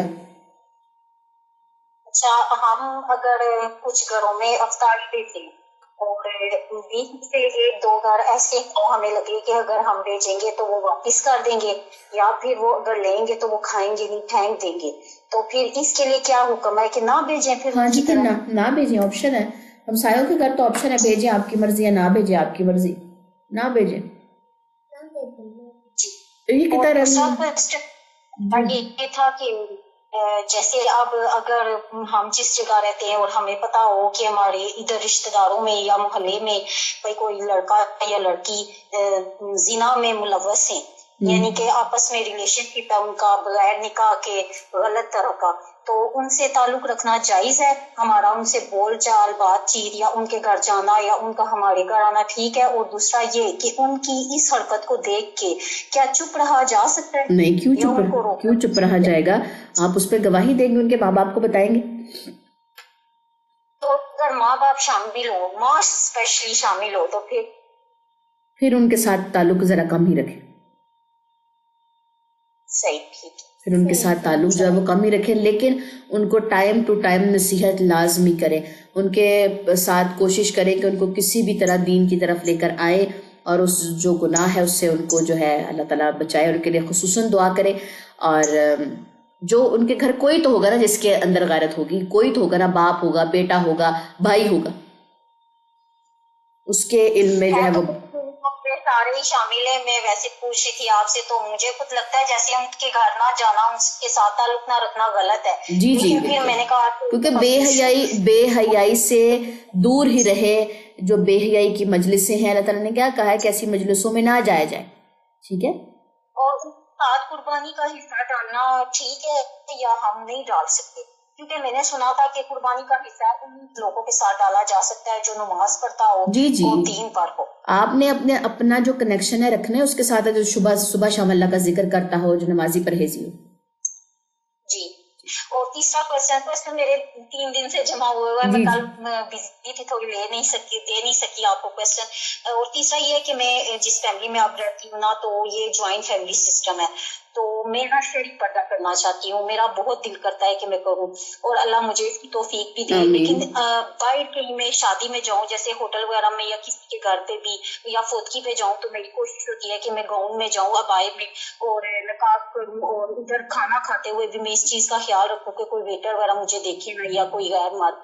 لیکن یہاں پہ اس جوائنٹ فیملی سسٹم میں میرے لیے تھوڑا سا مشکل ہو رہا ہے. میرا سیپریٹ گھر بن رہا ہے, انشاءاللہ مجھے ماہ تک وہاں پہ سیٹ ہو جائیں گے انشاءاللہ, پھر تو میں اپنی مرضی سے کر سکتی ہوں یہ سب کچھ. لیکن ابھی میرے لیے کیا حکم ہے؟ کیونکہ میں اس بات کو لے کے نا 2 دن سے بہت ہی زیادہ, جب سے سورۃ نور میں نے سنی ہے, آپ نے تفسیر اور ترجمہ بتایا, میں بہت زیادہ اپسیٹ ہوں اس بات کو لے کے. دیکھیے, خواتین کو جوائنٹ فیملی میں جو ہے وہ رہنا پڑتا ہے. اب ہم یہ نہیں کہہ سکتے کہ جب جوائنٹ فیملی سسٹم ختم ہوگا ہم تب پردہ کر لیں گے. نہیں, میری جو سسٹر ان لا ہیں بڑی والی, وہ اسی طرح رہتی ہے, اور ان کے پاس نا یہ لمبی چادریں ہیں, کالے رنگ کی لے لیں, یا جو ڈارک کلر ہوتے ہیں جو زینت میں نہیں آتے, تو وہ آپ منہ پہ ماسک لگائیں. اب تو ماسک والا سسٹم تو اتنا زیادہ مزے کا ہو گیا نا, منہ پہ اس طرح ماسک لگائے اور ماسک سائڈوں سے بھی کور ہو, اور اپنا دوپٹہ جس طرح گھونگھٹ نہیں ہوتا ماتھے سے لے کے, اور یہ بالکل سائڈیں کور کرتے ہوئے کہ ماسک سائڈوں سے گال وغیرہ نظر نہ آئیں, تو اس طریقے سے اپنی چادر اوڑھیں, اور وہ بالکل پیچھے سے اور آگے سے وہ بالکل پیروں تک وہ چادر جاتی ہے. نماز کی چادر ہے. آپ کو یہ چادر البلاغ سے ملے گی. آپ کس سٹی سے ہیں, آپ دیکھ لیں کہ اپنی سٹی میں آپ کے پاس البلاغ سینٹر کوئی ہے, البلاغ کی کوئی شاپ ہے. اگر آن لائن بھی آپ دیکھیں ان کی کوئی ویب سائٹ, ان کا کوئی پیج, تو نماز چادر نہیں, اس کا نام, اس کا پردہ چادر اس کو کہتے ہیں. تو یہ بڑی چادریں ہیں, اتنی بڑی چادریں ہیں, اتنا بڑا ہے. اب میں بھی مطلب میرے سسرال میں میں ایک ہی بہو ہوں, تو جب کہہ لیں کہ بہنوئی آتے ہیں تو کھانا شنا یہ جو حساب کتاب ہوتا ہے, تو مجھے بھی چونکہ باہر جانا پڑتا ہے, تو میں بھی سیم ماسک لگاتی ہوں اور بڑی سی چادر جو ہوتی ہے, کیونکہ گاؤن پہن کے ہم گھر میں تو نہیں کچن میں کام کر سکتے, تو بڑی سی چادر لے کے میں نے بھی البلاغ سے خریدی ہوئی ہے. تو وہ کہہ لیں کہ میں گزر جاتی ہوں جب جہاں سے بیٹھے ہوتے سب لوگ، اور کچن میں جا کے اپنا کام حساب کتاب کیا، پھر جب گزرنا ہوتا ہے یا کھانا شانا لگانا ہوتا ہے کچھ بھی، تو وہ بڑی سی چادر ہی میں نے رکھی ہوتی ہے، سلام سب کو کرنا ہے، سلام کر کے گزر گئے. تو جوائن میں رہنا 1 مہینہ مشکل لگے گا، 2 مہینہ مشکل لگے گا، لیکن چادر میں اپنا حساب کتاب رکھیں، منہ میں ماسک لگائیں. کھانے شانے کے بس آپ کو یہ بات ہے، کھانے شانے کا جو ٹائم پیریڈ ہے وہ آپ کو تھوڑا سا سیپریٹ کرنا پڑے گا، کیونکہ جو لذیذ کھانے ہوتے ہیں پردے میں وہ ذرا کھانا تھوڑا سا مشکل ہوتے ہیں.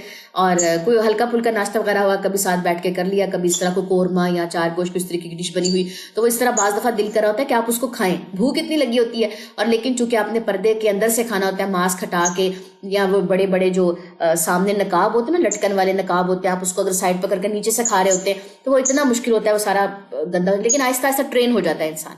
تو وہ ذرا کچھ ایسے کھانے وہ الگ بیٹھ کے ٹائمنگ وغیرہ اپنی چینج کر لے کہ میں نے بچوں کے ساتھ بیٹھ کے کھانا ہے اس طرح. اور آہستہ آہستہ گھر والے انڈرسٹینڈ کر جاتے ہیں کہ چونکہ انہوں نے پردہ سٹارٹ کیا ہے، شروع میں تھوڑی سی مخالفت کا سامنا ہوگا، لیکن یہ آگے نسلوں تک چیز جائے گی. جوائن میں کریں گی تو آپ ایز اے رول ماڈل کریں گی. سیپریٹ ہو کے تو کوئی مشکل ہی نہیں ہے، سیپریٹ ہو کے جو مرضی کریں، سیپریٹ ہو کے تو آپ نہ بھی کریں پردہ گھر میں، کیا ضرورت ہے.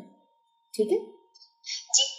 پتہ کیا یہاں پہ میرے ہسبینڈ کے بھائی چاچو اور اس طرح 6 گھر ہیں اس حویلی میں نا. ویسے جو میرا کوشچن ہے نا ان کے چاچو کا ہی ہے، وہ کہیں اور شفٹ ہوئے ہوئے ہیں، تو میں ادھر رہتی ہوں. تو میں ویسے سیپریٹ ہی ہوں، 2 سال سے اللہ کا شکر ہے میں علیحدہ ہی ہوں. لیکن میرا مسئلہ یہ ہے کہ میں پھر وہ کر نہیں پا رہی ہوں، لیکن میرا بہت دل کرتا ہے. میں اللہ سے بھی دعا بس کر رہی ہوں کہ اللہ کا نام لیں، اللہ کا نام لیں، بس 2 نفل نماز پڑھیں، اللہ سے مدد مانگے، تہجد میں مدد مانگے اور بسم اللہ کریں اور شروع کر دیں. اس میں کوئی مشکل نہیں ہے. اللہ تعالیٰ کہتے ہیں تم سیدھی راہ پہ رہو، میں تمہارے ساتھ ہوں، میں تمہارے زمین کو وسیع کروں گا. ہم نے پڑھا ہے نا آج.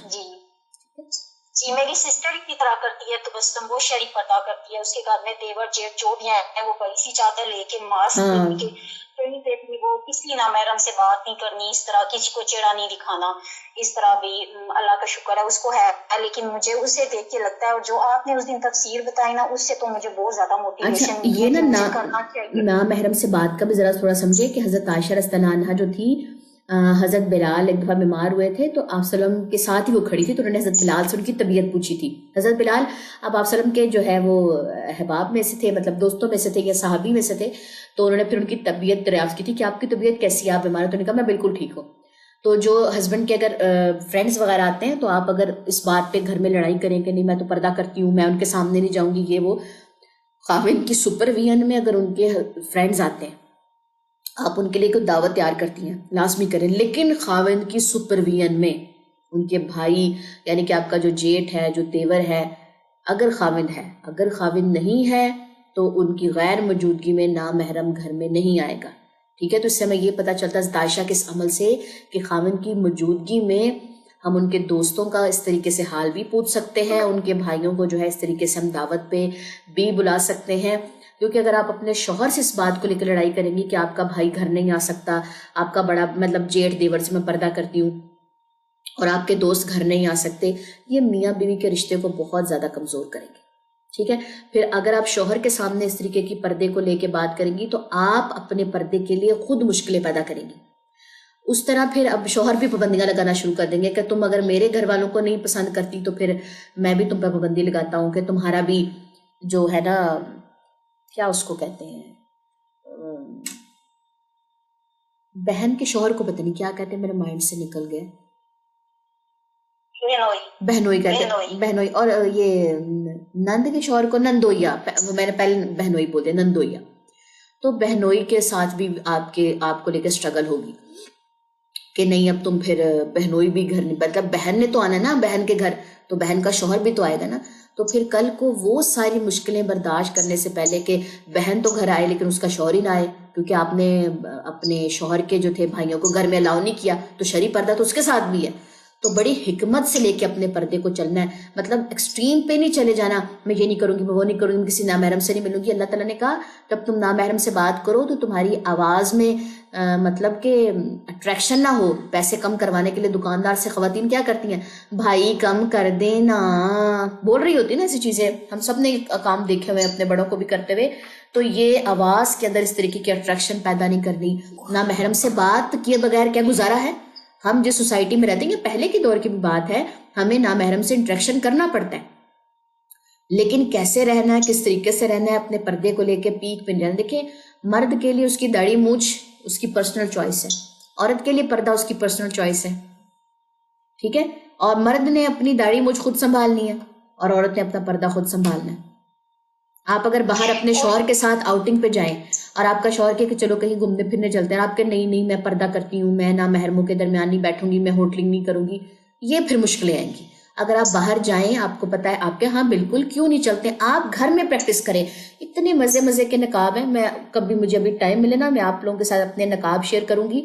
وہ نقاب الاسٹک والے ہوتے ہیں, بالکل اس طرح ناک کی پٹی کے اوپر ہوتے ہیں اور نقاب نیچے الاسٹک کی پٹی پیچھے ہوتی ہے. وہ اگر کیبن آپ کا الگ ہے, آپ ہوٹلنگ کے لیے باہر گئی ہیں, آپ نے نیچے کیا, ویٹر کھانا شانا رکھ گیا, کیبن آپ کا الگ ہوتا ہے, آپ نے جو ہے وہ بیٹھ کے کھا لیا. لیکن اگر آپ بالکل فلور کے حساب سے ہے اور سب لوگ اکٹھے بیٹھ کے کھا رہے ہیں, جیسے فار ایگزامپل آپ سیور پہ چلے جائیں یا ان ایریاز میں چلے جائیں, تو پھر وہاں پہ کیا ہے کہ نقاب وہ نیچے سے بھی اٹھتا ہے. نیچے سے اٹھنے سے مراد ہے وہ لٹکا ہوا ہوتا ہے, وہ بند نہیں ہوتا نقاب نا. تو وہ پھر آپ کیا کرتی ہیں کہ, یا میں کسی ویڈیو میں اس کا ایک بنا کے آپ لوگوں کو بتاؤں گی وہ نقاب پٹی کا, تو بڑے مزے کا, آپ نے ایک سائڈ سے اس کو اٹھایا, نوالا منہ میں ڈالا اور بس بات ختم. تو آپ تو اپنے شوہر کو خود کیا کریں, چلیں کہیں باہر گھومنے کے لیے چلیں بچوں کو لے کے, اور آپ کمفرٹ گھر میں رہ کے اس کی پریکٹس کریں. گھر میں نا نقاب کے ساتھ کھانے شروع کریں. آپ نے اپنے نقاب کو اتنا کمفرٹ بنانا ہے کہ آپ کو دیکھنے والا نقاب کرے, پردہ کرے, نہ کہ آپ کو دیکھنے والا کہے کہ اتنی اذیت ہے, شادیوں میں بھی یہ اس سے کھانا نہیں کھایا جا رہا, یہ تو نہ شادی میں جا رہی ہے نہ کھانے کھا رہی. یہ چیز بس آپ نے تھوڑا سا خیال رکھنا ہے, سب نے جو بھی پردہ جو ہے وہ اسٹارٹ کرنے جا رہی ہے. نہیں, میرے ہسبینڈ کے ساتھ تو میں کافی دفعہ, اللہ کا شکر ہے, وہ بہت کوآپریٹیو ہے. میں 2 بار ان کے ساتھ ناران گئی ہوں, میں نے فل نقاب میں گئی ہوں, میں وہاں پہ بھی رہی ہوں بالکل. میں ان کے اور بھی کولیگس تھے, لڑکیاں پینٹ اور جینز اور شرٹس میں تھی, لیکن میں اللہ کا شکر ہے الحمدللہ واحد ایک تھی جس میں نے گاؤن کیا تھا, نقاب کیا ہوا تھا.